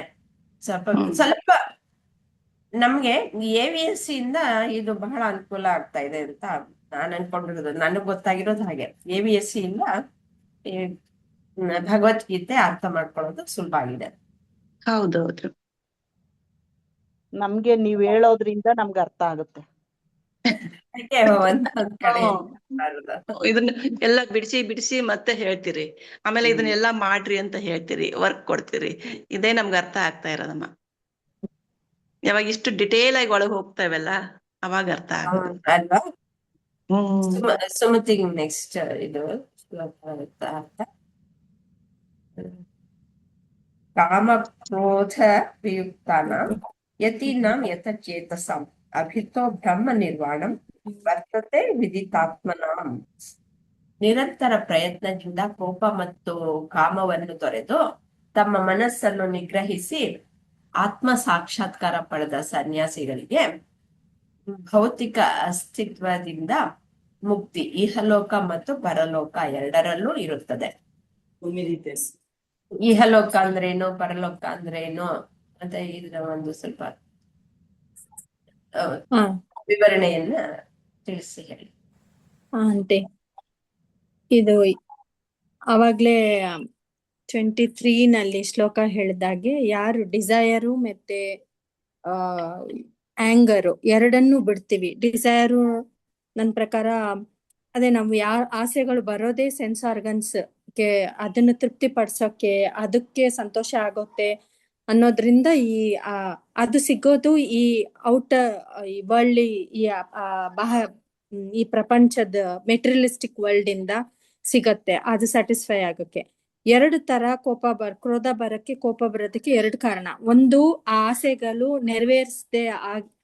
ನೆರವೇರ್ದಾಗ ಐ ಮೀನ್ ಡಿಸೈರ್ ಫುಲ್ಫಿಲ್ ಆಗದೆ ಇರೋವಾಗ. ಇನ್ನೊಂದು, ಫುಲ್ಫಿಲ್ ಆಗ್ಬಿಟ್ಟು ಅದು ಎಲ್ಲಿ ನಮ್ಮಿಂದ ಬಿಟ್ಟು ಹೋಗುತ್ತೋ ಅನ್ನೋದು. ಎರಡು ಕಾರಣಕ್ಕೆ ನಮ್ಗೆ ಕೋಪ ಬರೋದು. ಅದು ಮುಂಚೆ ಹಿಂದಿನ ಚಾಪ್ಟರ್ಗಳಲ್ಲೆಲ್ಲ ಓದಿದ್ವಿ.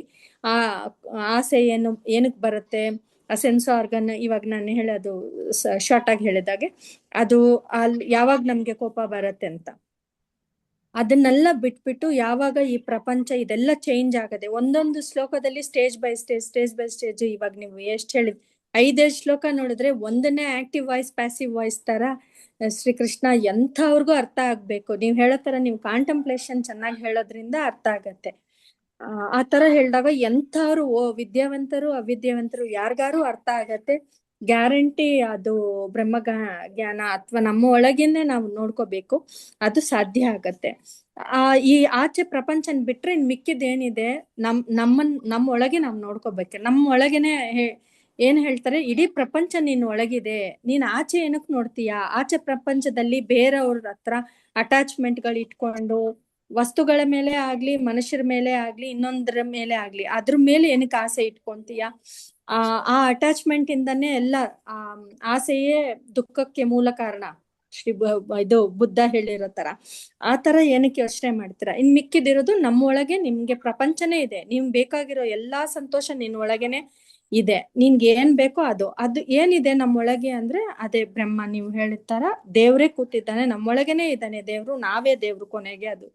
ಕೊನೆಗೆ ಬ್ರಹ್ಮ ಜ್ಞಾನ ಬರೋದು ಅದೇ ನಾವೇ ದೇವ್ರು ಅನ್ನೋದು ಬ್ರಹ್ಮಗೆ. ಫಸ್ಟ್ ನಮ್ಮೊಳಗೆ ನಾವು ತಿಳ್ಕೊಂತೀವಲ್ಲ, ಇದು ಯಾರ ಕೈಯಲ್ಲಿ ಸಾಧ್ಯ? ಸನ್ಯಾಸಿಗಳು ಅಂದ್ರೆ ಯಾರು ಎಲ್ಲವನ್ನು ತ್ಯಾಗ ಮಾಡಿದಾರೋ ಅವ್ರನ್ನ ಸನ್ಯಾಸಿ ಅಂತೀವಿ. ಅವರು ತ್ಯಾಗ ಅಂದ್ರೆ ಬರೀ ಆಚೆ ವಸ್ತುಗಳ ಮಾತ್ರ ಅಲ್ಲ, ಈ ಸುಖ ದುಃಖ ಈ ಕೋಪ ಕ್ರೋಧ ಎಲ್ಲವನ್ನೂ ತ್ಯಾಗ ಮಾಡಿರೋರ್ನ ಸನ್ಯಾಸಿ ಅನ್ಬೇಕು. ಅವ್ರ ಮೈಂಡು ಯಾವ ತರ ಇರುತ್ತೆ? 100% ಫುಲ್ ಕಂಟ್ರೋಲ್ ಆಗಿರುತ್ತೆ. ಅವ್ರಿಗೆ ಕಂಪ್ಲೀಟ್ ಆಗಿ ಅರ್ಥ ಆಗಿರುತ್ತೆ ಈ ಪ್ರಪಂಚದೆಲ್ಲ ಇರೋದು ಎಲ್ಲ ಚೇಂಜ್ ಆಗತ್ತೆ. ನೀವ್ ಹೇಳಿರ್ತಾರ ಅವಾಗ್ಲೇ ಹೇಳ್ತಾ ಇದ್ರಿ, ಸೃಷ್ಟಿ ಆಗಿದ್ದೆಲ್ಲ ನಾಶ ಆಗತ್ತೆ, ಇರೋದೆಲ್ಲ ಮತ್ತೆ ಹೋಗ್ಲೇಬೇಕು.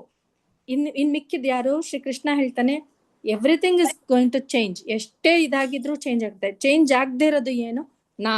ನಾನು ಅಂದ್ರೆ ಏನು? ಅದೇ ಸತ್ಯ, ಅದೇ ಪರಬ್ರಹ್ಮ, ಅದೇನು ಕೃಷ್ಣ, ಅದು ಏನು ಹೇಳ್ತೀರಾ ಅದೇ. ಅದೊಂದೇ ಚೇಂಜ್ ಆಗಲ್ಲ, ಇನ್ ಮಿಕ್ಕಿದೆಲ್ಲ ಚೇಂಜ್ ಆಗತ್ತೆ ಅಂತ. ಸೊ ಆ ಮೈಂಡ್ ಯಾವಾಗ ತಿಳ್ಕೊಳತ್ತೆ, ಇದು ಸೆಲ್ಫ್ ರಿಯಲೈಸ್ ಅಂದ್ರೆ ನಮ್ಮನ್ನ ನಾವು ತಿಳ್ಕೊಂತೀವಿ. ನಮ್ಮೊಳಗೆ ಏನಿದೆ ತಿಳ್ಕೊಳಕ್ ಏನಿದೆ? ಅದೇ ಪರಬ್ರಹ್ಮ.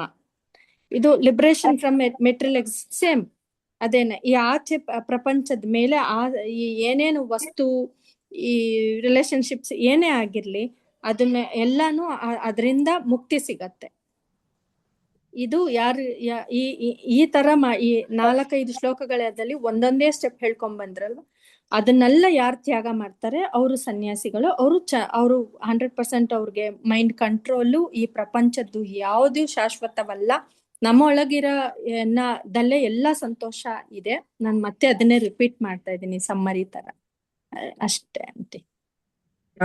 ತುಂಬಾ ಚೆನ್ನಾಗಿ ಮತ್ತೆ ಸ್ಪಷ್ಟವಾಗಿ ನಿಖರವಾಗಿ ಹೇಳಿದೀರಾ ಸುಮತಿ. ಅದೇ ಇವಾಗ ಎಲ್ಲರೂ ಹೇಳಿದ್ದು ನನ್ಗೆ ಒಂದು ಆಂಟಿ ಅವಾಗ್ಲೇ ಇಂದ್ರಮ್ಮ ಆಂಟಿ ಒಂದು ಹೇಳಿದ್ರು. ನಾನು ರೀಸೆಂಟ್ ಆಗಿ ಎಲ್ಲ ಕೇಳಿದೆ, ಪ್ರಾಣ ತ್ಯಾಗ ಮಾಡುವಾಗ ಅದು ಮತ್ತೆ ಅವರು ಅದನ್ನ ಇನ್ನ ಡೀಟೇಲ್ ಆಗಿ ಹೇಳಿದ್ದು ತುಂಬಾ ಥ್ಯಾಂಕ್ಸ್. ಪ್ರಾಣ ತ್ಯಾಗ ಮಾಡುವಾಗ ಅಥವಾ ಪ್ರಾಣ ಹೋಗೋವಾಗ ತುಂಬಾ ಹಿಂಸೆ ಆಗತ್ತೆ ಅಂತ ಕೇಳಿದೀನಿ.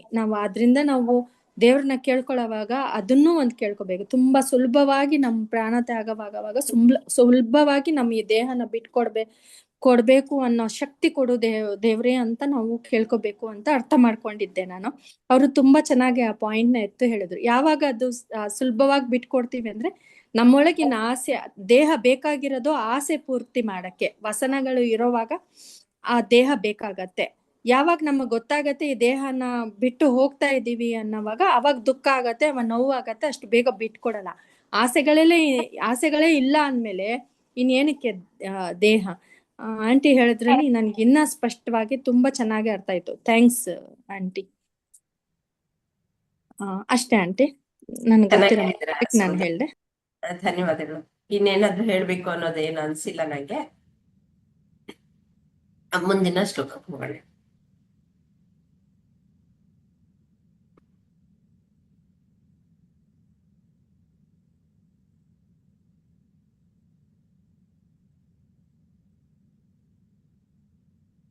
ಸ್ಪರ್ಶಾನ್ ಕೃತ್ವಾ ಬಹಿರ್ಬಾಹ್ಯಾಂಶ್ ಚಕ್ಷುಶ್ಚೈವಾಂತರೆ ಭ್ರುವೋಃ ಪ್ರಾಣಾಪಾನೌ ಸಮೌ ಕೃತ್ವಾ ನಾಸಾಭ್ಯಂತರ ಚಾರಿಣೌ. ಮತ್ತೆ ಮುಂದಿನ ಶ್ಲೋಕವು ಎರಡು ಒಂದಕ್ಕೊಂದು ಸಂಬಂಧಪಟ್ಟಿರುವಂತಹದ್ದೇ. ಅದಕ್ಕೆ ಅದನ್ನು ಹೇಳ್ಬಿಡೋಣ. ಯತೇಂದ್ರಿಯ ಮನೋಬುದ್ಧಿರ್ ಮುನಿರ್ಮೋಕ್ಷ ಪರಾಯಣ ವಿಗತೇಚ್ಛ ಭಯಕ್ರೋಧೋ ಯಸ್ ಸದಾ ಮುಕ್ತ ಏವ ಸಹ.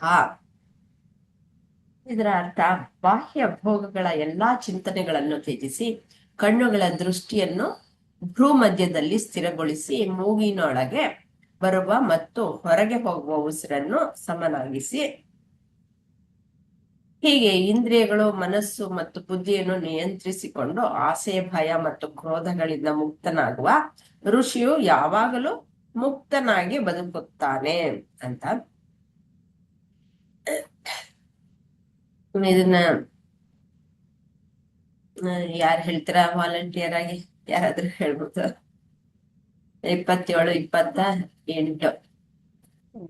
ಅದೇ ಮೇಡಮ್, ಈಗೆಲ್ಲ ಹೇಳಿದ್ವಲ್ಲ, ಯಾರು ಬಾಹ್ಯ ಸಂಪರ್ಕನ ಕಡ್ದಾಕ್ತಾರೆ, ಬಾಹ್ಯ ಸುಖವನ್ನ, ಆಮೇಲೆ ಅವರ ಕಾಮನೆಗಳೆಲ್ಲ ಸುಟ್ಟಾಕ್ತಾರೆ. ಕಾಮನೆ, ನಮ್ಮ ಆಸೆಯಿಂದನೇ ಕೋಪ ಬರೋದು, ಅದನ್ನ ಪೂರೈಸ್ಕೊಳಕ್ ಹೋಗಿ ಒಂದಕ್ಕೊಂದು ಜಾಯಿನ್ ಆಗುತ್ತಲ್ಲ, ಅದೆಲ್ಲನೂ ಇಂದ್ರಿಯಗಳೆಲ್ಲನೂ ನಿಗ್ರಹಿಸ್ಕೊಂಡು ಅವನು ಮನಸ್ಸು, ಬುದ್ಧಿ ಎಲ್ಲ ನಾನಲ್ಲ, ಈ ದೇಹ ಮನಬುದ್ಧಿ ನಾನಲ್ಲ ಅಂತ ಯಾರು ತಿಳ್ಕೊಳ್ತಾರೋ ಅವನು ಪರಮ ಸುಖಿಯಾಗಿರ್ತಾನೆ. ಪರಮ ಸುಖಿಯಾಗಿ ಈ ಬಾಹ್ಯ ಲೋಕನ ಅವನು ಲೋಕದಿಂದ, ಅದೇ ಕಮಲದ ಎಲೆ ಹೇಗೆ ನೀರೊಳಗಿದ್ರುನು ಅದ್ರ ಮೇಲೆ ನೀರು ಅಂಟಲ್ವೋ ಆ ತರ ಇದ್ದು ಅವ್ರ ಗುರಿ ಏನು? ಆನಂದ, ಮೋಕ್ಷ, ಮುಕ್ತಿ. ಅದನ್ನ ಸಾಧಿಸೋದೇ ಅವ್ರ ಗುರಿಯಾಗಿರುತ್ತೆ. ಅದೇ ಈ ಇಷ್ಟೊತ್ತು ಹೇಳಿದ್ವಲ್ಲ, ಅದೆಲ್ಲ ಇದೇನೆ. ಸರಿ ಅಷ್ಟೇ. ವಿನತಿ, ಇಲ್ಲಿ ಮುಂದೆ ಧ್ಯಾನಕ್ಕೆ ಎಲ್ಲ ರೆಡಿ ಮಾಡ್ತಾ ಇದ್ದಾರೆ. ಇಷ್ಟರವರೆಗೂ ಕರ್ಮಯೋಗವನ್ನ ಹೇಳ್ಬಿಟ್ಟು ಹೇಗೆ ಚಿತ್ತಶುದ್ಧಿಯನ್ನ ಮಾಡ್ಕೊಳ್ಬೇಕು ಅಂತ. ಸ್ವಲ್ಪ ಚಿತ್ತಶುದ್ಧಿ, ಕರ್ಮಯೋಗದಿಂದ ಚಿತ್ತಶುದ್ಧಿ ಆದಾಗ ವಾಸನೆಗಳೆಲ್ಲಾನು ಕಮ್ಮಿ ಆಗೋಗ್ಬಿಡತ್ತೆ ಅಲ್ವಾ? ಅವಾಗ ಮನಸ್ಸು ಸ್ವಲ್ಪ ಸ್ಥಿರವಾಗಿ ನಿಲ್ಲತ್ತೆ, ಧ್ಯಾನಕ್ಕೆ ಅದು ರೆಡಿ ಆಗತ್ತೆ. ತುಂಬಾ ವಾಸನೆಗಳು ಜಾಸ್ತಿ ಇದ್ದಾಗ ಧ್ಯಾನ ಮಾಡಕ್ ಆಗಲ್ಲ. ಅದಕ್ಕೋಸ್ಕರನೇ ಶ್ರೀಕೃಷ್ಣ ಅರ್ಜುನನ್ಗೆ, ನಿನ್ಗೆ ನೀನು ವೀರ ಅಲ್ವಾ, ಅದಕ್ಕೋಸ್ಕರ ನಿನ್ನ ವಾಸನೆಗಳನ್ನೆಲ್ಲ ಕಮ್ಮಿ ಮಾಡ್ಕೊಳ್ಳೋದಕ್ಕೆ ನೀನ್ ಕರ್ಮಯೋಗ ಮಾಡೋ ಅಂತ ಹೇಳೋದು. ಆಗ ಕರ್ಮಯೋಗವನ್ನೆಲ್ಲ ಮಾಡದ್ಮೇಲೆ ಅದು ಸ್ವಲ್ಪ ವಾಸನೆಗಳೆಲ್ಲ, ಮನಸ್ಸೆಲ್ಲ ಸರಿಯಾಗಿ ಸಮಾಧಾನವಾಗಿ ಕೂತ್ಕೊಂಡಾಗ ಧ್ಯಾನದಲ್ಲಿ ಇರಬಹುದು. ಆಗ ಅದು ಹೊರಗಡೆ ಹೋಗಲ್ಲ ಮನಸ್ಸು, ಇಂದ್ರಿಯಗಳನ್ನೆಲ್ಲ ಕಂಟ್ರೋಲ್ ಮಾಡ್ಕೊಳ್ಳೋದು ಎಲ್ಲ ಗೊತ್ತಾಗೋಗ್ಬಿಟ್ಟಿರುತ್ತೆ ಅಲ್ವಾ?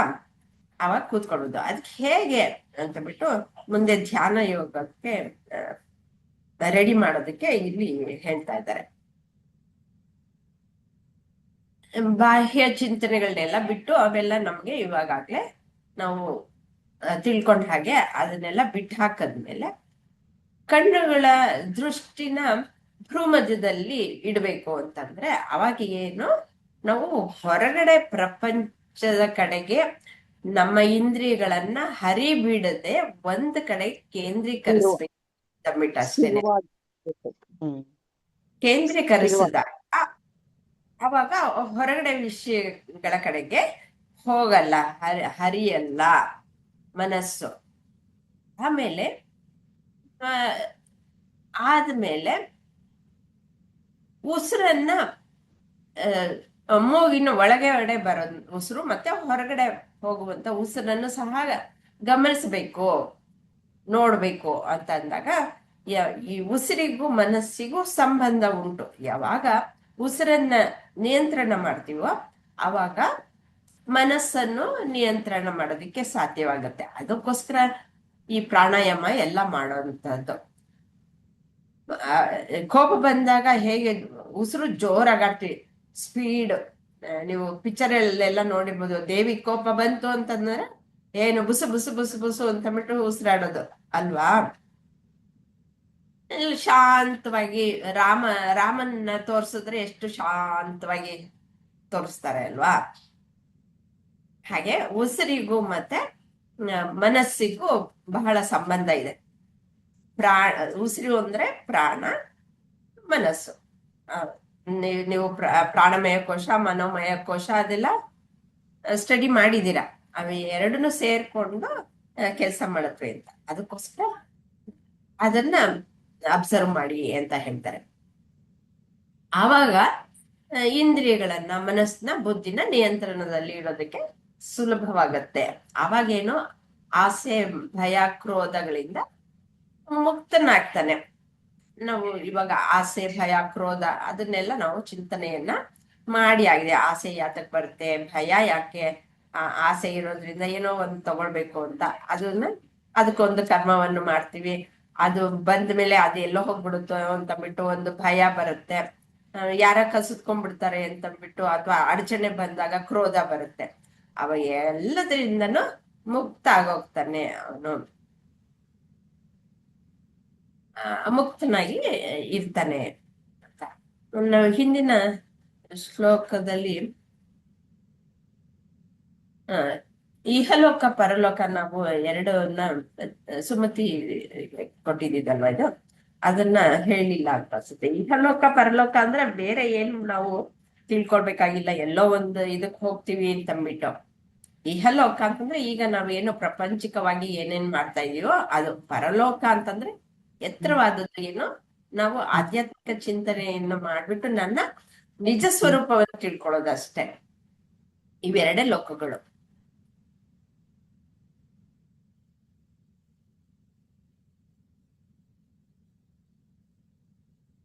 ಇಹಲೋಕನೇ ಪರಲೋಕ.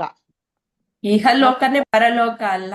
ಇಹಲೋಕ ಅಂತಂದ್ರೆ ನಾವು ಇರುವಂತದ್ದು. ಈಗ ನಾವು ಏನು ವ್ಯವಹಾರ ಮಾಡ್ತೀವೋ ವ್ಯಾವಹಾರಿಕ ಲೋಕ ಇಹಲೋಕ, ಆಧ್ಯಾತ್ಮಿಕ ಲೋಕ ಪರಲೋಕ. ಆಧ್ಯಾತ್ಮಿಕ ಲೋಕ. ಆಂಟಿ, ಒಂದ್ ಡೌಟ್. ಇವಾಗ ಪ್ರಾಣಾಯಾಮ ಬಗ್ಗೆ ಹೇಳಿದ್ರಲ್ಲ, ಹಿಂದಿನ ಶ್ಲೋಕದಲ್ಲಿ ಇದೆ ಅಲ್ವಾ, ಈ ಮಧ್ಯದಲ್ಲಿ 2 ಐಬ್ರೋಸ್ ಮಧ್ಯದಲ್ಲಿ ಕಾನ್ಸಂಟ್ರೇಟ್ ಮಾಡಿ ಉಸಿರು ತಗೊಂಡು ಉಸಿರು ಬಿಟ್ಟಾಗ, ಹೌದು, ಉಸಿರಿಗೂ ಇದಕ್ಕೂ ತುಂಬಾ ಸಂಬಂಧ ಇದೆ, ದೇಹಕ್ಕೆ, ಮನಸ್ಸಕ್ಕೆ ಎಲ್ಲದಕ್ಕೂ ಸಂಬಂಧ ಇದೆ. ಅದು ಪ್ರಾಕ್ಟಿಕಲ್ ಆಗಿ ಈ ಬ್ರೀದಿಂಗ್ ಟೆಕ್ನಿಕ್ಸ್ ಮಾಡಿದವಾಗ, ಈಶಾ ಆಗ್ಲಿ ಅಥವಾ ಆರ್ಟ್ ಆಫ್ ಲಿವಿಂಗ್ ಅಲ್ಲಿ ಮಾಡೋವಾಗ ಅದು ಎಕ್ಸ್ಪೀರಿಯನ್ಸ್ ಆಗತ್ತೆ, ಎಲ್ಲರಿಗೂ ಆಗತ್ತೆ. ಅದು ಬೇರೆ ಏನಾದ್ರು ಇದೆಯಾ ಅಂತಿ? ಪರ್ಟಿಕ್ಯುಲರ್ ಆಗಿ ಈ ಐಬ್ರೋಸ್ ಮಧ್ಯ ಹಿಂಗೆ ಜ್ಞಾನ ಇಟ್ಕೊಂಡು ಮಾಡೋದ್ರೆ ಅದು ಅಂತ ಈ ಹಿಂದಿನ ಅಲ್ಲಿ ಏನು ಅಂತಂದ್ರೆ ಚಕ್ರಗಳಿರತ್ತೆ. ಚಕ್ರಗಳ ಕಡೆಗೆ ನಾವು ಗಮನವನ್ನು ಹರಿಸಿದಾಗ ನಮ್ಮ ಪ್ರಾಣಶಕ್ತಿಯು ಅಲ್ಲಿ ಹೆಚ್ಚಾಗಿ ಹರಿಯುತ್ತೆ. ಪ್ರಾಣಶಕ್ತಿ ಹರಿದಾಗ ನಮ್ಮ ಗಮನ ಅಲ್ಲಿಗೆ ಹೋಗುತ್ತೆ. ಅವಾಗ ಚಕ್ರ ಅನ್ನೋದು ಆಕ್ಟಿವೇಟ್ ಆಗುತ್ತೆ ಜಾಸ್ತಿಯಾಗಿ, ಅಲ್ಲಿ ಕೇಂದ್ರೀಕೃತವಾಗುತ್ತೆ. ಆಗ ಏನಾಗುತ್ತೆ, ನಾವು ಎಲ್ಲಿ ಗಮನ ಹೆಚ್ಚಾಗಿ ಹರಿಸ್ತೀವೋ ಅಲ್ಲಿ ಪ್ರತಿಫಲನ, ಆತ್ಮನ ಪ್ರತಿಫಲನ ಹೆಚ್ಚಾಗತ್ತೆ ಅಂತ ಅಷ್ಟೆ. ನಮಗೆ ಗಮನಕ್ಕೆ ಪರಮಾತ್ಮನಲ್ಲಿ ನೆಲೆ ನಿಲ್ಲೋದಕ್ಕೆ, ಪರಮಾತ್ಮ ಅಂತಂದ್ರೆ ಎಲ್ಲ ಬೇರೆ ಅಲ್ವಲ್ಲ, ನೀವೇ ಪರಮಾತ್ಮ. ಆದ್ರೆ ಅದನ್ನ ಹೇಗೆ ಅನುಭೂತಿಯನ್ನ ಪಡೆಯೋದು ಹೇಗೆ, ಅದಕ್ಕೆ ಇವೆಲ್ಲ ಬೇಕು ನಮ್ಗೆ. ಅನುಭೂತಿಗೆ ಇದ್ ಬೇಕು. ಅಲ್ಲಿ ಸುಲಭವಾದಂತಹದ್ದು ಅಂತಂದ್ಬಿಟ್ಟು ಕೆಲವರು ಅಲ್ಲಿ ಕೇಂದ್ರೀಕರಿಸ್ಕೊಳ್ತಾರೆ. ಇನ್ನು ಕೆಲವರು ಹೃದಯ ಭಾಗದಲ್ಲಿ ತಮ್ಮ ಗಮನವನ್ನ ಇಟ್ಕೊಳ್ತಾರೆ. ಅಲ್ಲೂ ಸಹ ಆಗತ್ತೆ ಅಂತಂದ್ಬಿಟ್ಟು ಹಾಗೆ ಒಬ್ಬೊಬ್ಬ ಒಂದೊಂದು ಟೆಕ್ನಿಕ್ ಹೇಳ್ತಾರೆ. ಇವರು ಆರ್ಟ್ ಆಫ್ ಲಿವಿಂಗ್ ಈಶಾ ಅವರೆಲ್ಲಾನು ಬ್ರೀದಿಂಗ್ ಟೆಕ್ನಿಕ್ ಹೇಳೋವಾಗ ಅವ್ರೇನ್ ಹೇಳ್ತಾರೆ ಅಂದ್ರೆ, ಆ ಬ್ರೀದಿಂಗ್ ಟೆಕ್ನಿಕ್ ಯಾವ ತರ ಇರತ್ತೆ ಅಂದ್ರೆ, ಜಾಸ್ತಿ ಇದು ಬ್ರೀದಿಂಗ್ ಆಕ್ಸಿಜನ್ ತಲೆಗೆ ಹೋಗ್ಬೇಕು ಅಂತ. ಅವಾಗ ನಮ್ಮಲ್ಲಿರೋ ಟಾಕ್ಸಿನ್, ತಲೆನಲ್ಲಿ ಏನೇನು ಈ ಬ್ಯಾಡ್ ಥಾಟ್ಸ್, ಬೇಡದಿರೋದೆಲ್ಲ ಇರುತ್ತಲ್ವಾ, ಅದೆಲ್ಲ ಕ್ಲೆನ್ಸ್ ಆಗತ್ತೆ, ಕ್ಲೀನ್ ಆಗತ್ತೆ ಅಂತ. ಅದಕ್ಕೆ ಬ್ರೀದಿಂಗ್ ಮಾಡೋವಾಗ ತುಂಬಾ ಚೆನ್ನಾಗಿ ಕರೆಕ್ಟ್ ಆಗಿ ಬ್ರೀದಿಂಗ್ ಮಾಡೋವ್ರಿಗೆ ಆ ಆಕ್ಸಿಜನ್ ತಲೆಗೆ ಹೋಗ್ಬೇಕು ಅಂತ. ಅಲ್ಲಿ ಸಹಸ್ರ ಚಕ್ರ ಅಂತ ಇರತ್ತೆ, ಅದು ಓಪನ್ ಆದಾಗ ಈ ಸೆಲ್ಫ್ ರಿಯಲೈಸೇಷನ್, ಇದೇನು ಈ ಬ್ರಹ್ಮಜ್ಞಾನ ಅಥವಾ ಈ ಆತ್ಮಜ್ಞಾನ ಅಂತೀವಲ್ವಾ, ಅದು ಓಪನ್ ಆದಾಗ ಮಾತ್ರ ಅದು ಸಾಧ್ಯ ಅಂತೆ ಆಂಟಿ. ಅದಕ್ಕೆ ಈ ಸನ್ಯಾಸಿಗಳಿಗೆ ಎಲ್ಲಾನು ಮೋಸ್ಟ್ ಪ್ರಾಬಲಿ, ಇದು ನನ್ ಗೆಸ್ಸು, ಅವ್ರು ತೀರೋಗ್ಬಿಟ್ರು, ದೊಡ್ಡ ದೊಡ್ಡ ಗುರುಗಳು ಅವರೆಲ್ಲ ತೀರೋಗ್ಬಿಟ್ರು, ಅವ್ರ ತಲೆ ಮೇಲೆ ತೆಂಗಿನಕಾಯಿ ಹೊಡಿತಾರೆ ನೋಡಿ, ಅವ್ರನ್ನ ಇದು ಮಾಡಕ್ ಮುಂಚೆ. ತೆಂಗಿನಕಾಯಿ ಅದೇ ಹೊಡಿತಾರೆ. ಅದು ಹಾ ಸರಿಯಾದ ಒಂದು ಕ್ರಮ ಅಂತ ಬಿಟ್ಟು ಅನ್ಸಲ್ಲ. ಹಾ ಅದಷ್ಟಕ್ಕದೇ ಹೋಗ್ಬೇಕು. ತೆಂಗಿನಕಾಯಿ ಹೊಡೆದು ಹಿಂಸೆ ಕೊಟ್ಬಿಟ್ಟು ಇಲ್ಲ, ಅವ್ರನ್ನ ಓಡಿಸೋದು ಅದು ಕರೆಕ್ಟ್. ತಪ್ಪಲ್ವಾ? ಅದ್ ಕರೆಕ್ಟು, ಬಟ್ ಅದೇ ಈ ಅದು ನನ್ಗೆ ಗೊತ್ತಿಲ್ಲ, ಅದು ನಾನ್ ಗೆಸ್ ಮಾಡಿದ್ದು ಯಾಕಪ್ಪ ಇವ್ರು ತೆಂಗಿನಕಾಯಿ ಅದೇನೆ, ಹೊಡಿತಾರೆ ಅಂತ. ಅದು ಅಲ್ಲಿಂದ ಪ್ರಾಣ ಹೋಗ್ಬೇಕು ಅನ್ನೋದು ಸತ್ಯ. ಅಲ್ಲಿಂದ ಪ್ರಾಣ ಹೋದ್ರೆ ಪೂರ್ತಿಯಾಗಿ ಅವರು ಲಿಬರೇಟ್ ಆದ್ರು ಅಂತಂದ್ಬಿಟ್ಟು. ಹಾ ಹೌದು. ಆದ್ರೆ ಏನು ಅದನ್ನ ಹಿಡ್ಕೊಂಡು ಅದನ್ನು ಮೂಢನಂಬಿಕೆ. ಅಲ್ಲಿ ಹೊಡೆದ್ರೆ ಅಲ್ಲಿ ಬಾಗ ಓಪನ್ ಆಗ್ಬಿಡತ್ತೆ ಅಂತಂದ್ಬಿಟ್ಟು ಅದಕ್ಕೆ ಆವಾಗಾರು ತೆಂಗಿನಕಾಯಿ ಓಪನ್ ಹೊಡೆಸ್ಕೊಳ್ತಾರೆ. ಆಗತ್ತೆ. ಅದು ಗೊತ್ತಿಲ್ಲಪ್ಪ. ನಮ್ಮ ಗುರುಜಿ ಅದು ಗೊತ್ತಿಲ್ಲ. ಹೇಳಿರೋದು ಈ ತರ ನಮ್ಗೆ ಹೇಳ್ಕೊಟ್ಟಿರೋದು. ಅದು ಅದೇ ಎಷ್ಟು ಪ್ರೀತಿ ಮಾಡಿ ಎಷ್ಟು ಚೆನ್ನಾಗಿ ಪ್ರಾಕ್ಟೀಸ್ ಓಪನ್ ಆಗಿ. ಮಾಡ್ಬೇಕು, ಪ್ರಾಕ್ಟೀಸ್ ಮಾಡ್ಬೇಕು. ಅದಷ್ಟಕ್ಕೆ ಅದೇ ಓಪನ್ ಆಗುತ್ತೆ ಅಂತಂದ್ಬಿಟ್ಟು ಬಲವಂತವಾಗಿ ಅಲ್ಲಿ ಕಾಯಿ ಹೊಡುತ್ತೆ. ಅವಾಗ ಏನಾಗುತ್ತೆ ಅದನ್ನೇನಂತ ಕರೀತಾರೆ ಅದ್ ನೀವೇ ತಿಳ್ಕೊಳ್ಳಿ. ಅದ್ ಯಾಕೆ ಹೊಡಿತಾರೆ ಗೊತ್ತಿಲ್ಲ, ಬಟ್ ಎಲ್ಲಾ ಗುರುಗಳು ದೊಡ್ಡ ದೊಡ್ಡ ಮಠಗಳಲ್ಲೆಲ್ಲಾನು ಅದನ್ನೇ ಮಾಡ್ತಾರೆ. ನಮ್ ಗುರುಜಿಗೆ ಅದ್ರ ಮೇಲೆ ನಂಬಿಕೆ ಇಲ್ಲ. ತಲೆ ಮೇಲೆ ತೆಂಗಿನಕಾಯಿ ಹೊಡೆಯೋದು ನನ್ಗೂ ನಂಬಿಕೆ ಇಲ್ಲ. ಅದಾಗ ಅದೇ ಓಪನ್ ಆಗ್ಬೇಕು. ಆಯ್ತಾ ಆಂಟಿ? ಇನ್ನೊಂದೆರಡು ಪಾಯಿಂಟ್ ಹೇಳ ಮೇಡಮ್. ಅಂದ್ರೆ ಇದು ಉಚ್ಛ್ವಾಸ ನಿಶ್ವಾಸದಲ್ಲಿ ನಾವು ಉಸಿರು ತೆಗೆದುಕೊಳ್ತೇವೆ, ಬಿಡುತ್ತೇವೆ. ಇದು ನಮ್ಗೆಲ್ಲ ಆಟೋಮೆಟಿಕ್ ಆಗಿ ತನ್ನಷ್ಟಕ್ಕೆ ತಾನೇ ಆಗ್ತಾ ಇರುತ್ತೆ. ನಾವು ಅದ್ರ ಬಗ್ಗೆ ಗಮನ ಕೂಡ ಕೊಡೋದಿಲ್ಲ. ಇದನ್ನ ಸಮತ್ವವಾಗಿ ನಾವು ನೋಡಿದಾಗ, ಅಂದ್ರೆ ಕೋಪ ಆದಾಗ ಅಥವಾ ಯಾವ್ದಾದ್ರು ಒಂದು ವೇಗಕ್ಕೂ ಒಳಗಾದಾಗ ಅವಾಗ ಏನಾಗುತ್ತೆ, ಒಂದು ಉಸಿರಿನ ವೇಗ ಜಾಸ್ತಿ ಆಗ್ತದೆ. ಹೌದಲ್ಲ ಮೇಡಮ್? ಆಗುತ್ತೆ. ನಾ ಹೇಳಿದ್ನಲ್ಲ, ದೇವಿನ ತೋರ್ಸ್ಬೇಕಾದ್ರೆ ಕೋಪ ಬಂದಾಗ ದೇವಿ ಬುಸ ಬುಸ ಬುಸ ಅನ್ನೋದನ್ನ ತೋರಿಸ್ತಾರೆ. ನಮ್ಗೆ ಸಾಮಾನ್ಯ ಮನುಷ್ಯರಿಗೂ ಕೂಡ ಸಾಮಾನ್ಯ ಮನುಷ್ಯರಿಗೂ ಕೂಡ ಕೋಪ ಆದಾಗ ನಮ್ದು ಆಕ್ಚುಲಿ ರೆಸ್ಪಿರೇಷನ್ ಸ್ಪೀಡ್ ಆಗಿರ್ತದೆ. ಅದನ್ನ ನಾವು ಏನ್ ಮಾಡ್ಬೇಕು ಅಂದ್ರೆ ಈ ಉಸಿರಾಟದಲ್ಲೇ ಪ್ರಾಣ ಏನಿಲ್ಲ, ತಕ್ಷಣ ನೀವು ಉಸಿರನ್ನ ಗಮನಿಸಿ. ಅವಾಗ ಒಂದು ಕ್ಷಣದಲ್ಲಿ ನಿಮ್ಗೆ ಬದಲಾವಣೆ ಆಗೋಗುತ್ತೆ. ಹೌದು. ಅದ್ರ ಜೊತೆಗೆ ಒಂದು ನಿಮಿಷಕ್ಕೆ ಇಷ್ಟೇ ಉಸಿರಾಟದ ಒಂದು ಮನುಷ್ಯನ ಆಯುಸ್ಸು ಕೂಡ ಜಾಸ್ತಿ ಆಗ್ತಾ ಹೋಗ್ತದೆ. ಯಾವಾಗ ಈ ಕೋಪ ಆವೇಗ ಉಸಿರಾಟದ ಸ್ಪೀಡ್ ಜಾಸ್ತಿ ಆಗುತ್ತೆ, ಆಗ ಆಯುಷ್ಯು ಕಡಿಮೆ ಆಗುತ್ತೆ ಅಂತ ನಾ ಕೇಳಿದೀನಿ. ಅದ್ರ ಜೊತೆಗೆ ಇಲ್ಲಿ ಅಂದ್ರೆ ಉದಾಹರಣೆ ತೆಗೆದುಕೊಂಡಾಗ ಈ ನಾಯಿ ಇರ್ತದಲ್ಲ, ಉಸಿರಾಟ ಸ್ಪೀಡ್ ಬಹಳ ಅಂತ ಮಾಡ್ತಾ ಇರ್ತದೆ. ಅದ್ರದ್ದು ಆಯುಷ್ಯು ಬರೀ 2 ವರ್ಷನೋ 14 ವರ್ಷ ಇರ್ಬೋದು, ಅಷ್ಟು ನಿಖರವಾಗಿ ಗೊತ್ತಿಲ್ಲ ನನ್ಗೆ. ಬಟ್ ಅದೇ ಆಮೆ ತೆಗೆದುಕೊಂಡ್ರೆ ಅದು 6 ವರ್ಷ ಬದುಕುತ್ತೆ. ಅದು ಉಸಿರಾಟ ತುಂಬಾ ಸ್ಲೋ ಇರುತ್ತೆ. ಅದ್ರ ಜೊತೆಗೆ ಈ ಉಸಿರಾಟದ ಪ್ರಯತ್ನ ನಾವು ಕೂಡ ಮಾಡ್ಕೊಂತ ಹೋದಾಗ ಸಾಧ್ಯವಾದಷ್ಟು ಕೋಪಗೊಳ್ದಲೆ ಅಥವಾ ಉದ್ವೇಗಕ್ಕೆ ಒಳಗಾಗ್ದಲೆ ಒಂದು ನಿಮಿಷಕ್ಕೆ ಇಷ್ಟೇ ಸ್ಪೀಡಲ್ಲಿ ಇರುತ್ತೆ ಅಂತ ಇದೆಯಂತೆ. ಅದನ್ನ ಅಭ್ಯಾಸ ಮಾಡ್ಕೊಂಡ್ರೆ ನಮಗೂ ಖಂಡಿತವಾಗಿ ದೀರ್ಘಾಯುಷ್ಯು ಇರುತ್ತೆ ಅಂತೇಳಿ ನಾನು ಉಸಿರಾಟದ ಬಗ್ಗೆ ಕೇಳಿದ್ದೇನೆ. ಮತ್ತೆ ಉಚ್ಛ್ವಾಸ ತೆಗೆದುಕೊಂಡಾಗ ಅದು ಒಂದು ಕ್ರಮವಾಗಿ ಇರ್ತದೆ, ಒಂದು ಮಾಡೋದು. ಅದ್ರ ಜೊತೆಗೆ ಹೋಗ್ಲಿಕ್ಕೆ ಆಮೇಲೆ ಈ ತರ ಒಂದು ಕ್ರಮಬದ್ಧವಾಗಿ ನೋಡಿದ್ರೆ, ಮಾಡ್ಕೊಂತ ಹೋದ್ರೆ ಖಂಡಿತವಾಗಿ ನಾವು ಆರೋಗ್ಯವಾಗಿಯೂ ಇರ್ತೀವಿ, ಮತ್ತೆ ಅದನ್ನ ನಾವು ಸರಿಯಾಗಿ ಉಪಯೋಗಿಸ್ಕೊಳ್ಬಹುದು ಉಸಿರಾಟದಿಂದ ಅಂತ ನಾನು ಯೋಗಾಚಾರ್ಯರೆಲ್ಲ ಹೇಳಿರೋದೇ.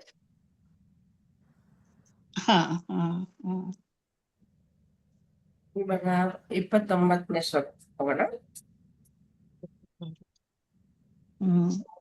ಭೋಕ್ತಾರಂ ಯಜ್ಞ ತಪಸ್ಸಾ ಸರ್ವಲೋಕ ಮಹೇಶ್ವರಂ ಸುಹೃದಂ ಸರ್ವಭೂತಾನಾಂ ಜ್ಞಾತ್ವಾ ಮಾಂ ಶಾಂತಿ ರುಚ್ಯತಿ. ಎಲ್ಲ ಯಜ್ಞಗಳು ಮತ್ತು ತಪಸ್ಸುಗಳ ಭೋಕ್ತನು, ಎಲ್ಲಾ ಲೋಕಗಳ ಪರಮಾತ್ಮನು ಮತ್ತು ಎಲ್ಲಾ ಜೀವಿಗಳ ನಿಸ್ವಾರ್ಥ ಸ್ನೇಹಿತನು ಆಗಿರುವ ನನ್ನನ್ನು ಅರಿತುಕೊಂಡ ನಂತರ ನನ್ನ ಭಕ್ತನು ಶಾಂತಿಯನ್ನು ಪಡೆಯುತ್ತಾನೆ.